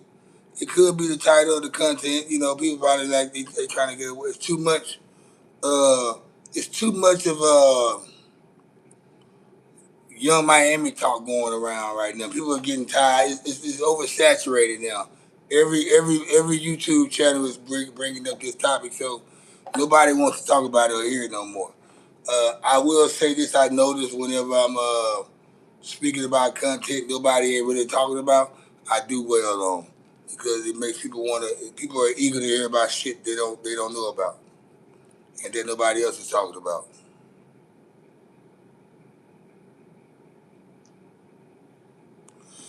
Hey, hotspot, man, I got a new job now, man. I'm in a new place, man. I'm back on my side of town. I'm at this more luxury fine dining restaurant. I'm working in the Galleria Mall, which is a block away from my crib. I was out of work for about 2 months, and which gave me time, while I wasn't working, I was doing shows. I was giving y'all content, day early morning, midday, afternoon shit. I was able to do that shit, because I wasn't working. But then I started back working last week. I had I was in a class for about a week. I was getting off at 1:30 or 2, and I was still able to come home and give y'all content early. But like I said, I wasn't working for a while, which I was able to give y'all so much content. Y'all didn't have to wait on me to get off work at 8:30, 9 o'clock like y'all did in my last job. But it might be the same way here though. I'm gonna be working the same way. I'll be coming home at 8:30 or 9. The thing about it, I live right up the street from my job. I might make it home earlier than normal. So I'm about to start back doing nighttime shit. There's gonna be some times where I can do some daytime shit because I'm gonna take it as they not gonna schedule me to work every morning. So whenever I can give y'all content, I'm gonna give y'all content. My whole thing is I'm waiting to buy a camera. I'm fixing to buy this camera and I'm gonna use another camera. I'm about to start back doing my reaction show and my podcast show because um,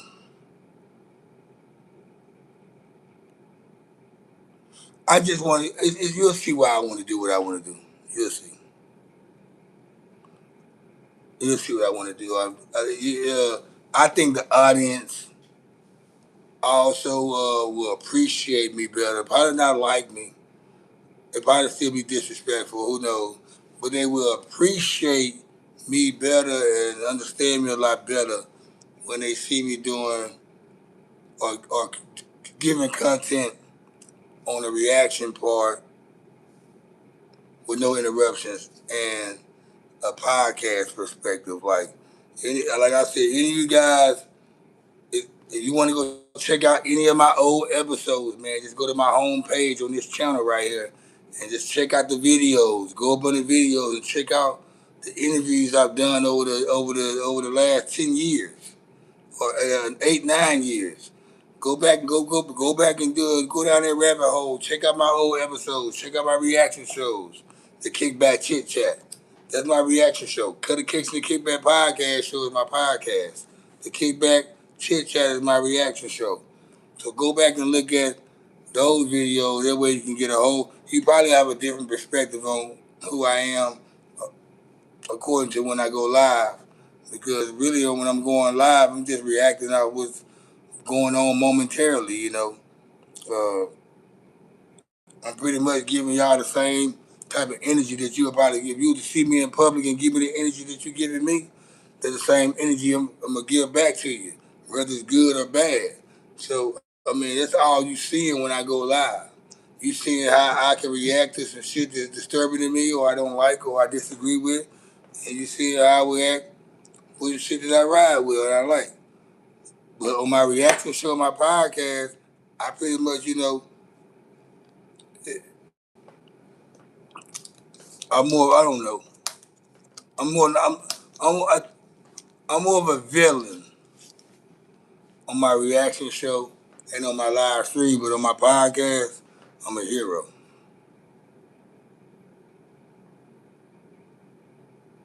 I appreciate you that new AB about time. I appreciate that hot spot.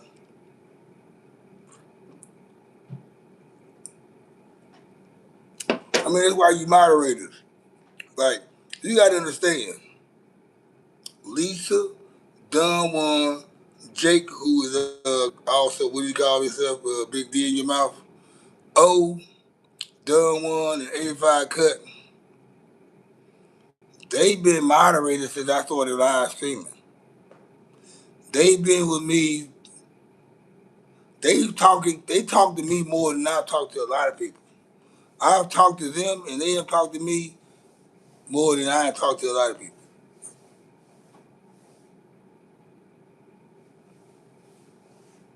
Like they're a part of my life. It seems like I know, like like me and Lisa are real close. Not like y'all thinking. Like me and Lisa, we have a certain bond. I think away from you too. It's like she's all in the family. You know what I'm saying? She fucks with my brother on the channel. She know we gotta like we met through somebody else, a mutual friend. But me and Lisa, we bonded over the year and a half, so more than anything. Like like I feel like I've been knowing Lisa for a long time. Like I talk to Lisa outside of the YouTube channel. We talk every day.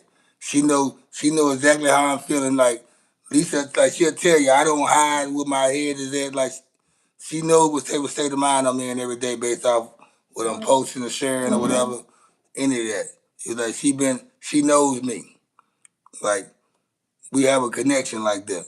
Everybody else, 85 Cut, I got his number too. We don't talk as much, but I know me and Lisa, we can actually say we at least talk to each other every day. If we go a day or two without talking to each other, it, something ain't right.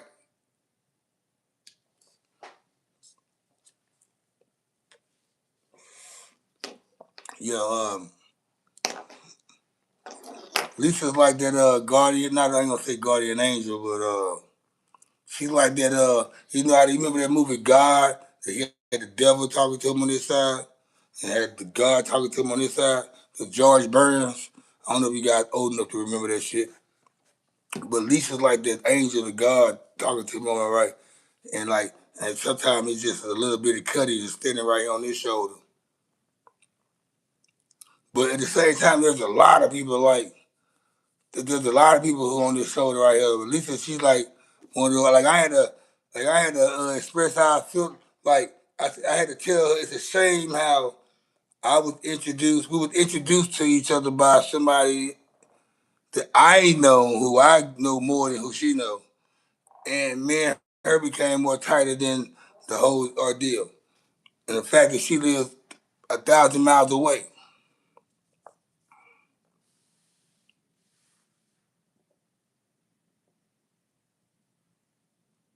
I appreciate that hot spot, man. And you did came right back. I was wondering where you was at because I remember you and Lil Spills and somebody else, man. I made y'all moderators right at the same time. And y'all niggas, y'all was on point, man. Y'all was rocking with a nigga. Y'all was getting niggas out of here. Like y'all was the niggas out, like y'all was like front line niggas, you know. When them niggas come in here talking that shit, y'all was ready to attack with me before I attacked. So then all of a sudden y'all was gone. But yeah, that's how me and Lisa, we got a whole different vibe than everybody else. You know what I'm saying?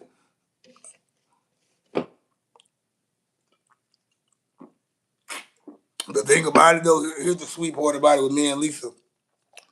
Me and her, we don't even agree with each other on a lot of things. Or just like we agree with each other on a lot of things, but there's a lot of things we don't agree with each other on, and we put that shit behind us, and we still got love for each other.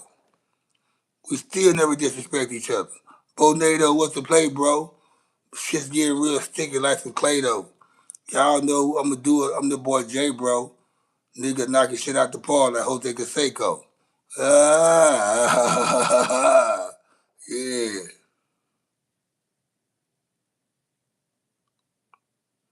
Yeah, I knew something wasn't right.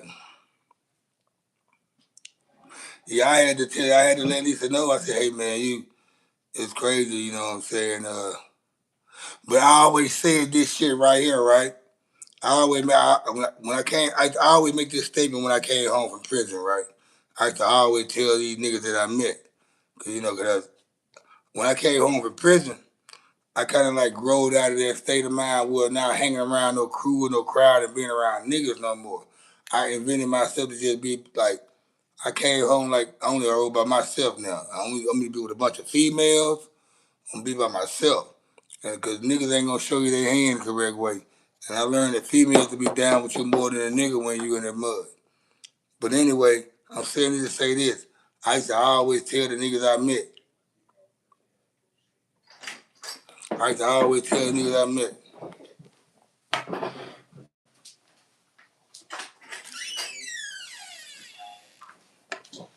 If you ever, I used to always tell a nigga this.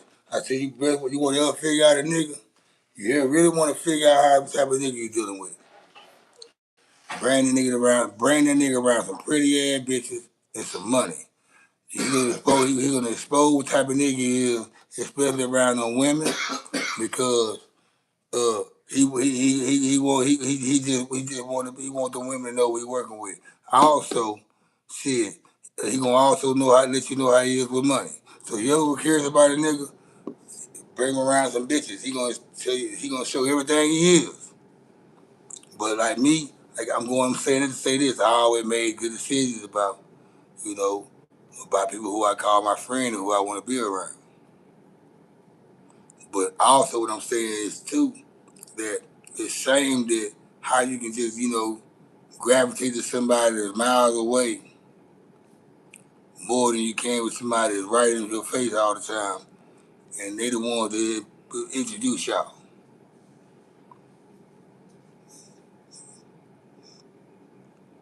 Like like at least away in Minnesota. We talk every day.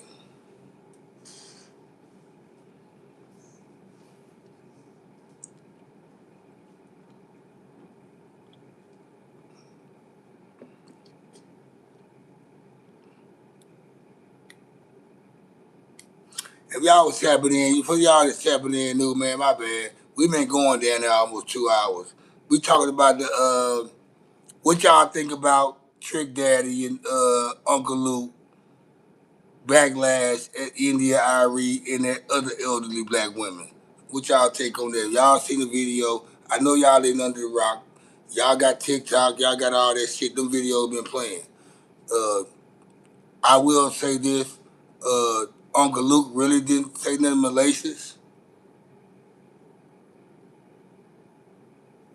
Uh, Trick Daddy went off. I mean, Trick Daddy didn't have to call India Arie out of her name, or whatever, and other women out their name.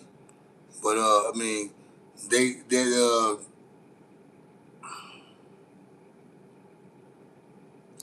Luke made a good point saying, what if all the music was India Arie and Jill Scott or whoever? It'd be a boring ass world. And that song good, even though it's the wrong message. Um, there's an audience for that. It's a lot of motherfuckers out there spinning that shit right now. A lot of motherfuckers doing credit card scams and boosting or whatever they doing to get money.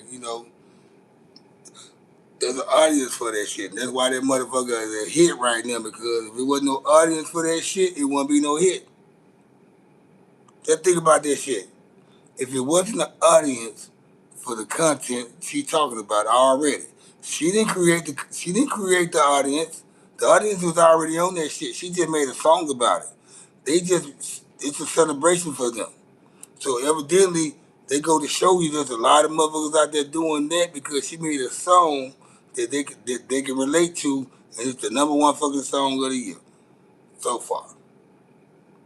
I don't see another song this year coming out that's gonna be spinning that shit type of shit. But I do know one thing: probably about 5 years from now, we're not gonna be saying that shit. Probably be saying California Love and whatever. Anything that's got a gin and juice. B ads by Too Short. But spin that shit, that's the shit going on right now.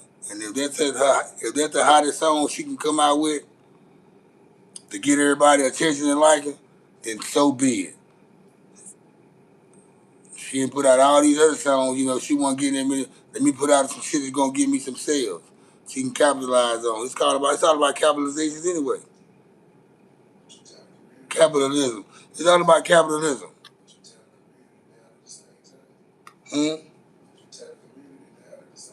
Yeah. But so how many, another thing, tearing the community down at the same time while you rising, that shit always play, especially in the drug game. You turn the community down in the drug game to be successful, to be the king.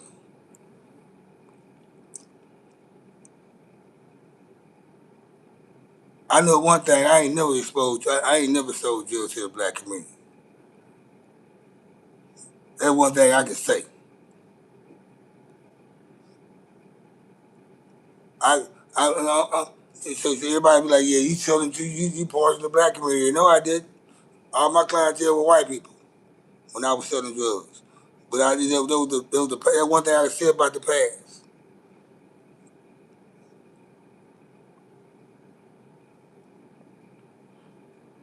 You like who song? Only in America. Who song y'all talking about? Trick Daddy, you know what? Trick Daddy has some songs too. Ain't name whatever this shit. You don't know Nan and all that. But he did have that song though. Trick Love the Kids. That shit right there was the inspirational song right there. Him and CeeLo. Trick Love the Kids. Trick Love the Kids. I think this is my whole thing. Trick, I'm gonna say this. On the defense of Trick Daddy and Uncle Luke, they ain't said nothing wrong. Now, Trick Daddy didn't have to call that woman out her name though, because that's a soul sister. You know what I'm saying? She a conscious sister. She ain't one of those ones that's aggressive and talk loud and crazy. Ratchet with it. She came in a respected manner, and she always gave love to the black men. All the song she hugged with that girl named India Arie, Jill Scott. What's the other woman named there? Black brother, fine brother, brother. Angie Stone, the one that passed away in the trash, who? Taylor Swift. Hold up, y'all. Hold up. But no, Angie Stone had this song. With my fly brother, there is no love you.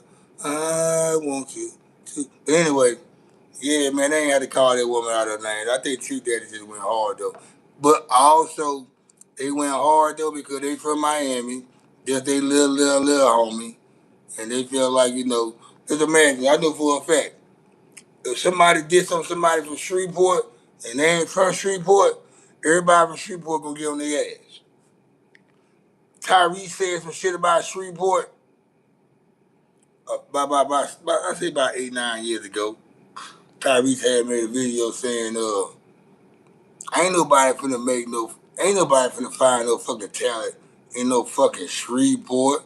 Tyrese made a statement like this. That shit went viral. Everybody, their mama from Shreveport went off on Tyrese. He ain't been to Shreveport since then.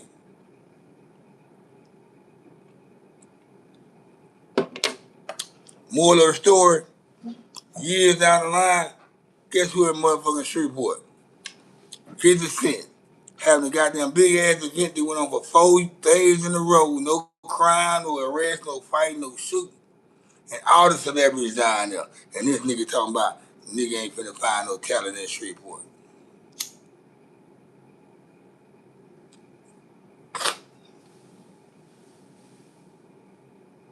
Bruh, I dead ass thought you were KD. You know how much I hear nigga, people tell me I'm KD all day, every day, man. No matter.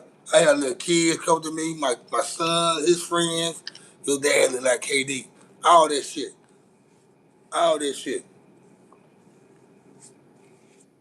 But guess what I'm gonna tell you what KD can't do? KD can't brush his damn hair with his hand like me. His shit all beat up. KD can't do this shit. And he 10 years younger than me. He can't brush his hair with his hand. KD shit beat up. And he got a bald spot on top.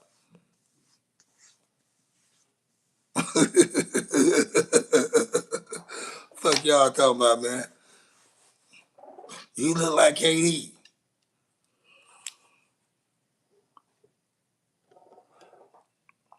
Your name is Cricket Chirp Dab. What the hell that is?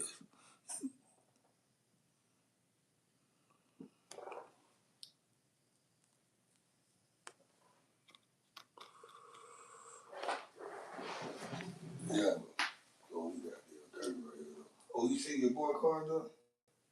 I ain't seen him though. It's truck. Mm-hmm. Oh, that shit was different. It ain't bad though. It was next to my car. It was next to my car. You know, left.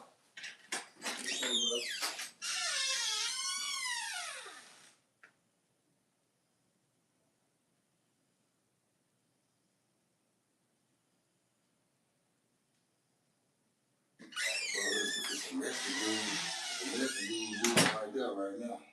Oh. This ain't moving right there right now. They did like that from the hood.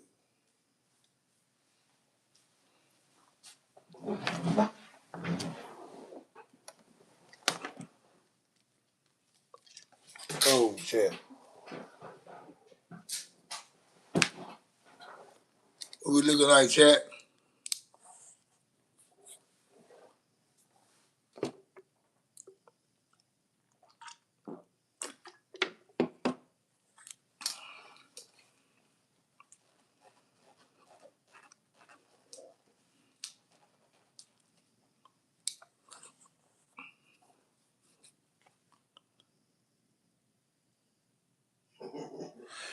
You said there are little girls singing that song, not my granddaughters. My kids don't play that.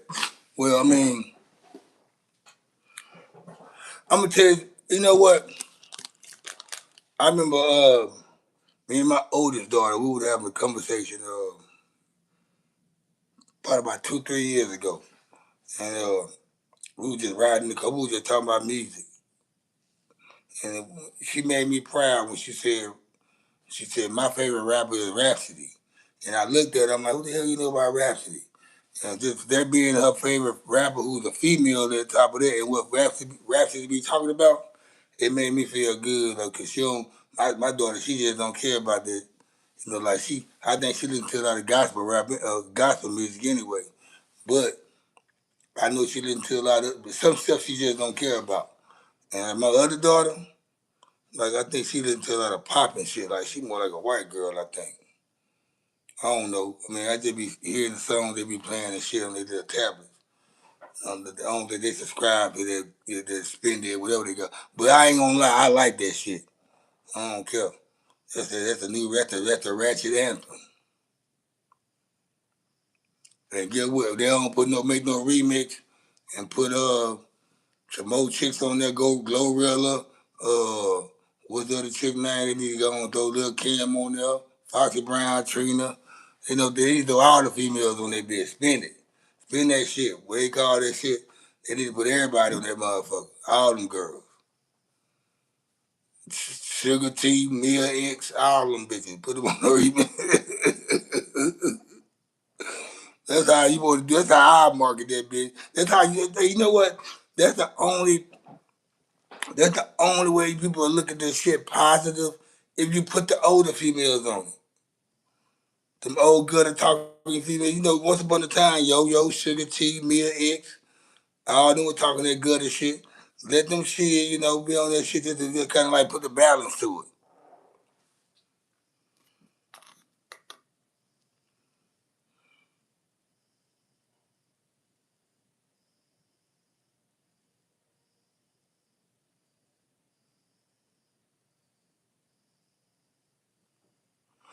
Man, you know what? I like hearing that 80s music, man. You know, Tears of Fear, what's that nigga? Phil Collins, like, you know, A Lonely Day in Paradise, shit like that. That shit be sounding like, I like that mellow ass shit.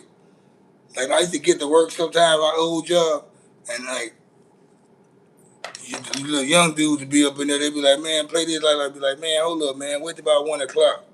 I don't want to play no rap music right now. I'd rather play some Kenny G, kind of like ease the day on.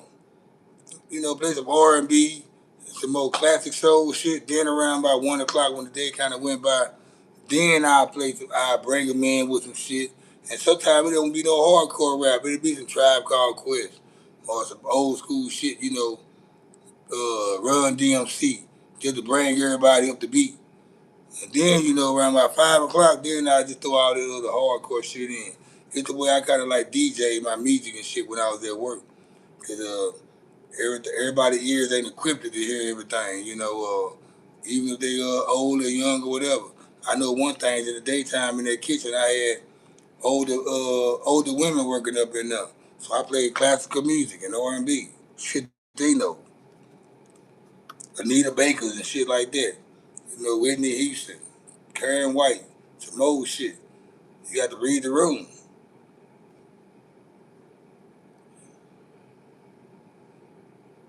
And then I have my time, you know, where I know when I be in my own little assortment where I'm in my zone, I go to my little super mix and I know everything I hear that come on, I'm gonna accept it and like it.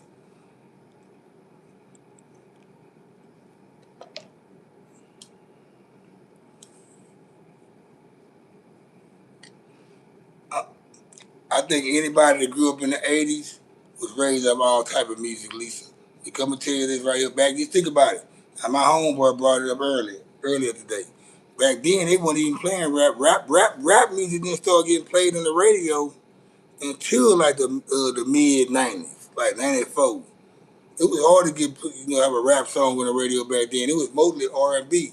And then in the '80s, pretty much all the music you heard was on the same station. At least in my town where I grew up at, you heard the Jackson Five, Anita Baker, Keith Sweat, and the Beatles on all one station. So we ain't had no pick and choose on what we had to listen to on the radio. It had a soul station later on, but like that's why I was able to learn all them pop songs back in the '80s by like Aerosmith and Tears of Fear, all that shit right there. You know, my mom used to play that shit in the car. I told you shit. The card game and domino games was already always in my mom and them crib. I heard all that shit, Earth, Wind and Fire, Bobby Womack, Frankie Beverly Mays, Norman Connors, all those songs was being played. Eight tracks, the albums. They wore Keith Sweat out Frankie Burger, Keith Sweat, um, who else? My nigga Freddie Jackson, Babyface, them after 7. Man, they wore them niggas out, man. So yeah, that's why I like all that music. You know, I'm able to play. My ears are open to all that type of shit because I grew up listening to it. She said sugar hill gang. Lisa, now I know damn well, Lisa, your ass was shaking your butt off some goddamn juice. All that. I know you was dancing out motherfucking what that is Tootsie Roll, all that shit. You was down with JJ Fad and all them.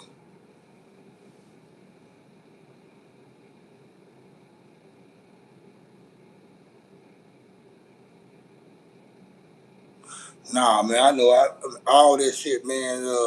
Like my mom and them, the card game and domino games, or the Super Bowl party or whatever. And it went on like that for a long time. Like even if my mom and them crib they moved in, all the big events for the family was held at my mom and them house. But before all that, in the apartment we lived in, all the card games, the Super Bowl party, all my mom and them sisters, them everybody came to my mom and them crib. And it kind of, I think that's where I get that shit from, you know, like being a host and shit to everything. I got that from my mom and them, you know, because I felt like they was always the host. And they play all that type of music, man. You know, Billy Ocean, uh, everybody, man. Alexander O'Neal, yeah, all that shit. I had to fall asleep listening to that shit. Earth, Wind and Fire, Isley Brothers, Slide and the Family Stone.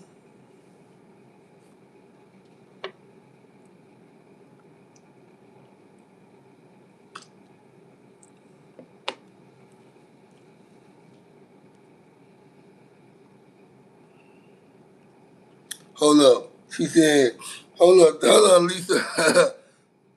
She said, I like me so honey. Oh, me so honey. Me so honey.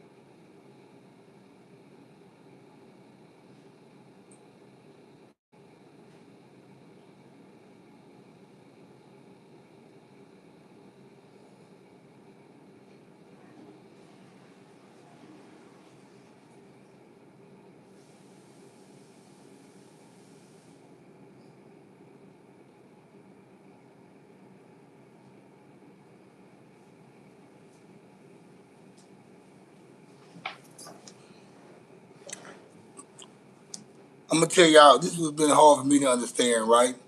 Like people my age, right, from my generation. I'm gonna say probably up to about 1985. Any kid, I'm gonna say 88. So all the ones that was born like after 88, they are not able to accept and appreciate times before them like us that was born in the 70s and early 80s are.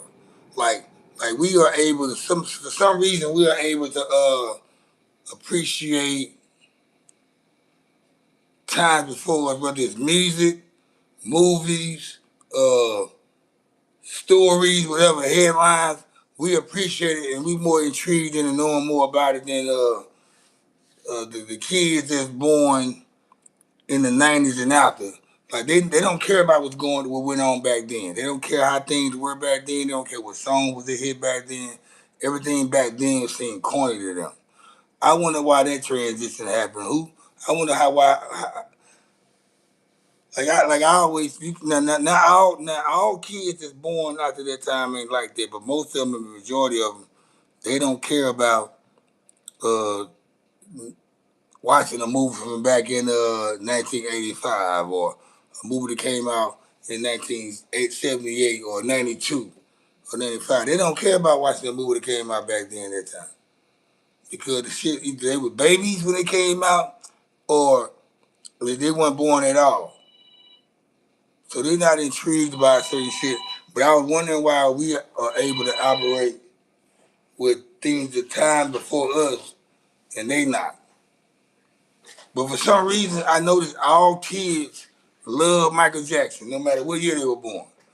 Every kid love Michael Jackson. They can be born 6 years ago. Michael Jackson been dead for a long time. A child can be born 6 years ago and still love Michael Jackson. That shit's unbelievable, ain't it?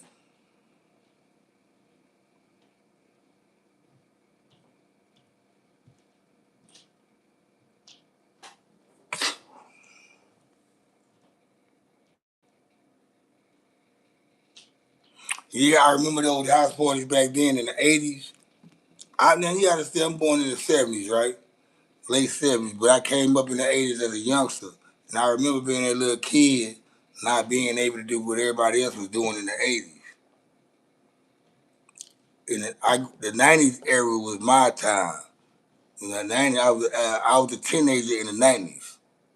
So uh, that's when my time started coming. I started experiencing shit in the 90s. In the 90s, if y'all knew about the grimy 90s, y'all knew a lot of shit happened in the 90s. From like even from hip hop, from music, a lot of things was created and invented. A lot of transitions took place in the 90s from sports, movies. A lot of shit was introduced to the world that nobody knew about. The gang culture was heavy. Like a nigga from the 90s, man, like niggas gonna start appreciating niggas from the 90s, man, because we was able to this, we lived through it. The one us that lived through the 90s, man, and was able to see all this shit and go through some shit, man, and be here to tell it now. Only we can paint the picture and make it clear for you to see it. Y'all be like, yeah, that's what we know so much, man. We we we we we probably the only ones that can tell you some shit without trying to, sun your ass. We ain't trying to look down on you while we telling you.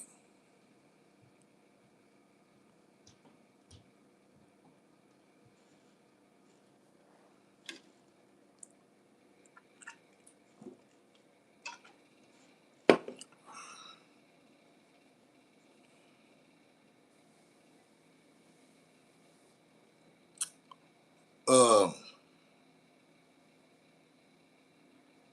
Shit, what's the name of that group, man? That Dr. Dre was in.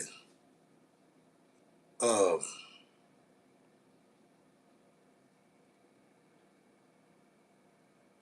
but anyway, I remember going to house parties and watching like I'm 5 years younger than my older brother, right? So pretty much a lot of things he attended, my mama kind of made me go with him. Like I was like 10, 11, or 12, and he was going to house parties with his homeboys and homegirls. He's like 15, 16, 17. So mama tagged me along with him just so, you know, I guess he thought it probably make him want to come home early. I don't know. But the nigga was leaving me out late with him. I'm 12, I'm 10, 11, 12, hanging with my brother who's 5 years older than me. And we going to all the, and it kind of like I started seeing how the nightlife was early, the gang culture and all that shit. When Colors came out, nigga, I already knew about gang banging when it came out with Colors. Because the shit was already around me. So, like, I was already introduced to a lot of shit at an early age. And, like, me, I was a key latch kid. Like me and my brother, we had the key. We came home from school when we were little kids. And we had the key. We had our own key then because when we got home, our mom wasn't there. So back in the '80s, you had a lot of kids who came home and there wasn't no parental guidance around for a couple hours. I mean, for a long time, like I remember not doing homework a lot because of that shit. My mom, she probably would check my homework that night. I sure them complete that shit. She knew I was smart, so she never went over my work. But I knew also a lot of that shit that made us do a lot of crazy. Me and my brother, we did a lot of crazy shit. Knowing my mom went to work at 8 o'clock and she wasn't coming home to 5:30 or 6. Her nail shop that she worked at was right around the corner, and I remember time we skipped school. Like we used to skip school and shit. You know, we had the key, and we'll have all type of shit going on. By the time moms get home at 5:30, 6 o'clock in the evening, and in the evening, you know, well, shit, we had already cleaned up and made it look like nobody wasn't over there. At times I was in elementary and junior high. I'm coming home from school, and my brother and his homeboys up in there, they got some chick up in there knocking her off in my bed, not his bed, my bed. Yeah, you know, them days right there, Lisa. That's how you got pregnant at 16. Yeah,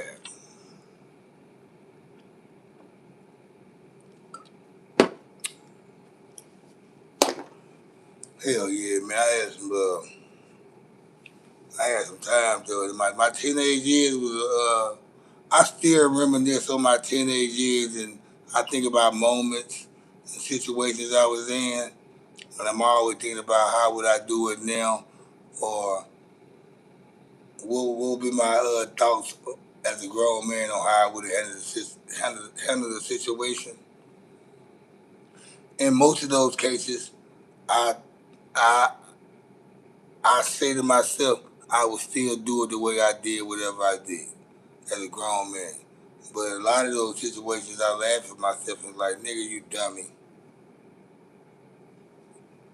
And you gotta understand, we all we you you ain't seasoned till you get to a certain part of life where you're doing shit to be seasoned. Like we always seasoned, I mean unseasoned and we're behind the ears till we got in our 20s. I mean, of course, we had a bunch of attributes that we were sharp on, but as far as being seasoned, no. Like we was, like I was sure about myself with some situations, but in other situations I wasn't sure about myself. So I was, you had to learn though. You had to learn off a lot of situations that you got yourself in.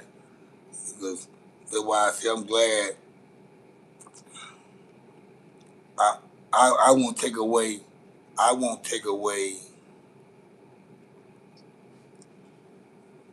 any of the paths and steps I went through because I learned. I love what I learned in life.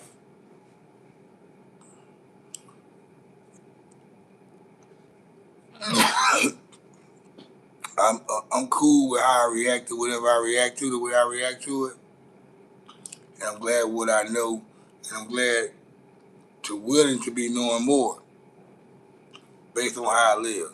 So yeah, I'm glad to be the person who I am and where I'm from and what I've been through. Um, if I didn't go through what I went through, if I was born in Dallas, I'd probably be this type of person. If I was born over there, I'd be this type of person. But the fact that I was born where I'm at and lived the way I lived and been through things I've been through, that got me to think and see things the way I see and think and feel about at the age of 40 something, I'm cool with that. I'm cool with everything I experienced. When it comes to females I dated,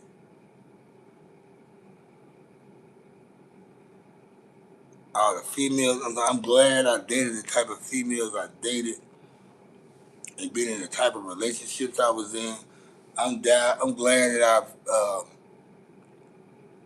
I met some women and they gave me they they pretty much gave me the sign to let me know I'm not the one to commit to. I'm glad I was fortunate enough to just run across shit like that because um, I think I got this fucking this superpower, man. When it like it's crazy, man, how Like it be some beautiful women I meet, man, but it's something that says no all the time to them. And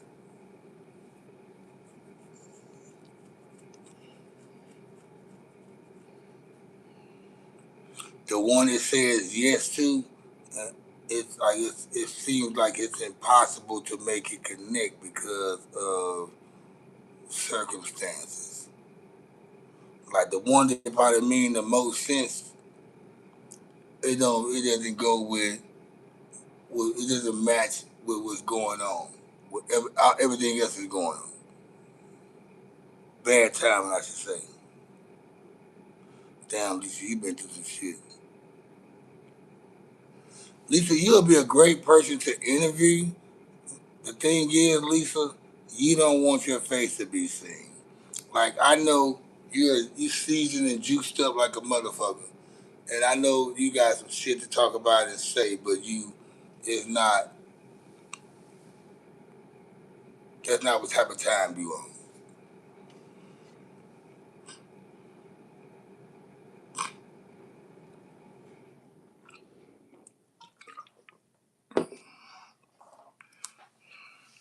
Yeah, man.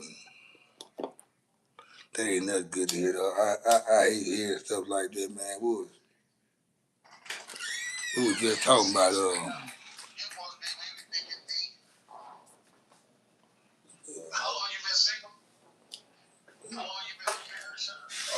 yeah,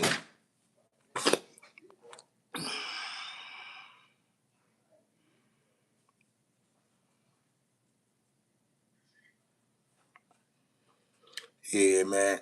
Ain't nothing. It's losing your child, no matter how old they are.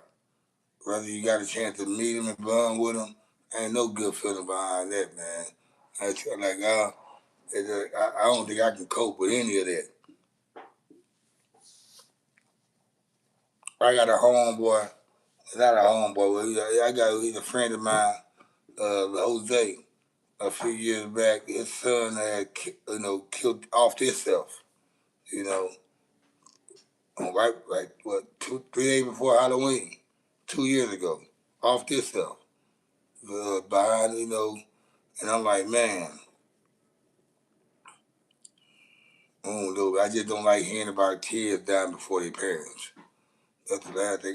It just throws me off. I think that's my biggest fear right there.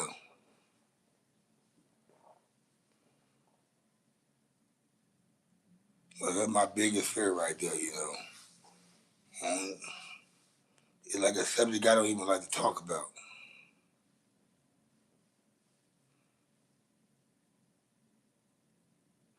That's what's up too, Lisa, though, but it's just kind of still disturbing. That's good. I'm glad you got 5 kids, helped the kids out of it, and brought some new life to you. But it's just with me, I don't know, man. I don't know.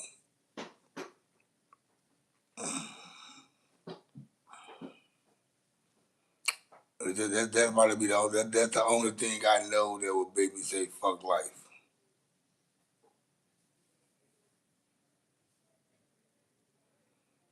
It's like that's the only thing that'll make me say fuck life. I mean, uh, yeah. Yeah, see them 9 grandchildren brought more life to you. It kind of like revived your life because not only did you give out 5 kids, they reproduced 9 more kids for you to feel more lively. So that's what that is. God's on your side, and that's why I see why your spirit is so good because of what you've been through and all that. You don't take shit for granted.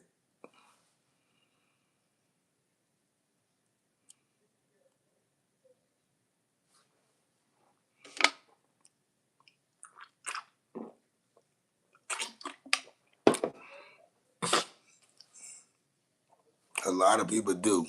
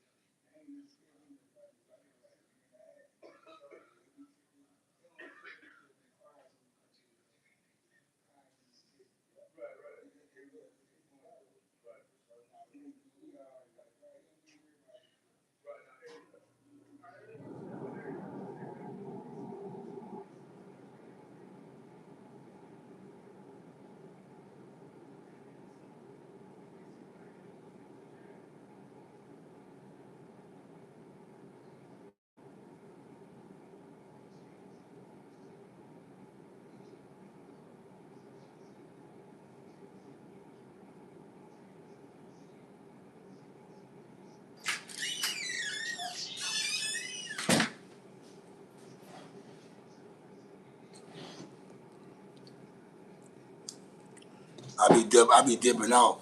I be dipping off though, just make shit. I be trying to see who's gonna tag on while I leave, who's on when I'm on here. It's like when I leave, it kind of like make people curious about what's going on this channel. So I step away.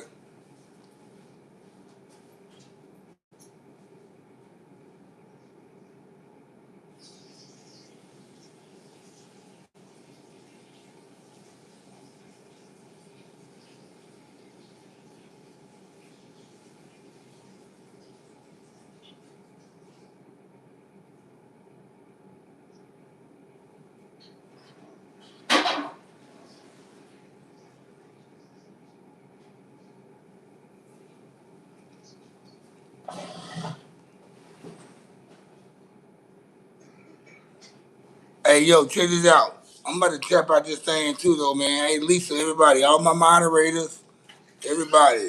I'm glad y'all tapping in. I appreciate y'all. All,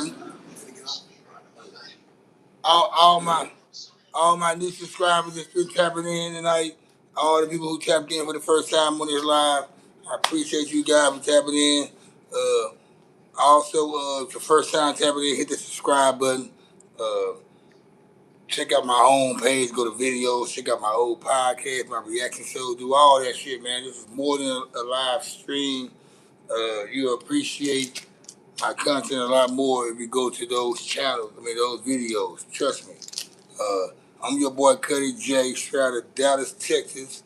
I'm not from Dallas, Texas, but we going live out of Dallas, Texas, aka Dallas, Texas.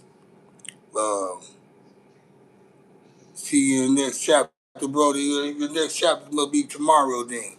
But then, yeah, man, it's your boy Cuddy J, man, broadcasting live out of Dallas, Texas, aka Dallas Tax Us. It's the Kid Back Network. Your boy Cuddy J. I'm out like a fat kid in dodgeball, and I'm a holler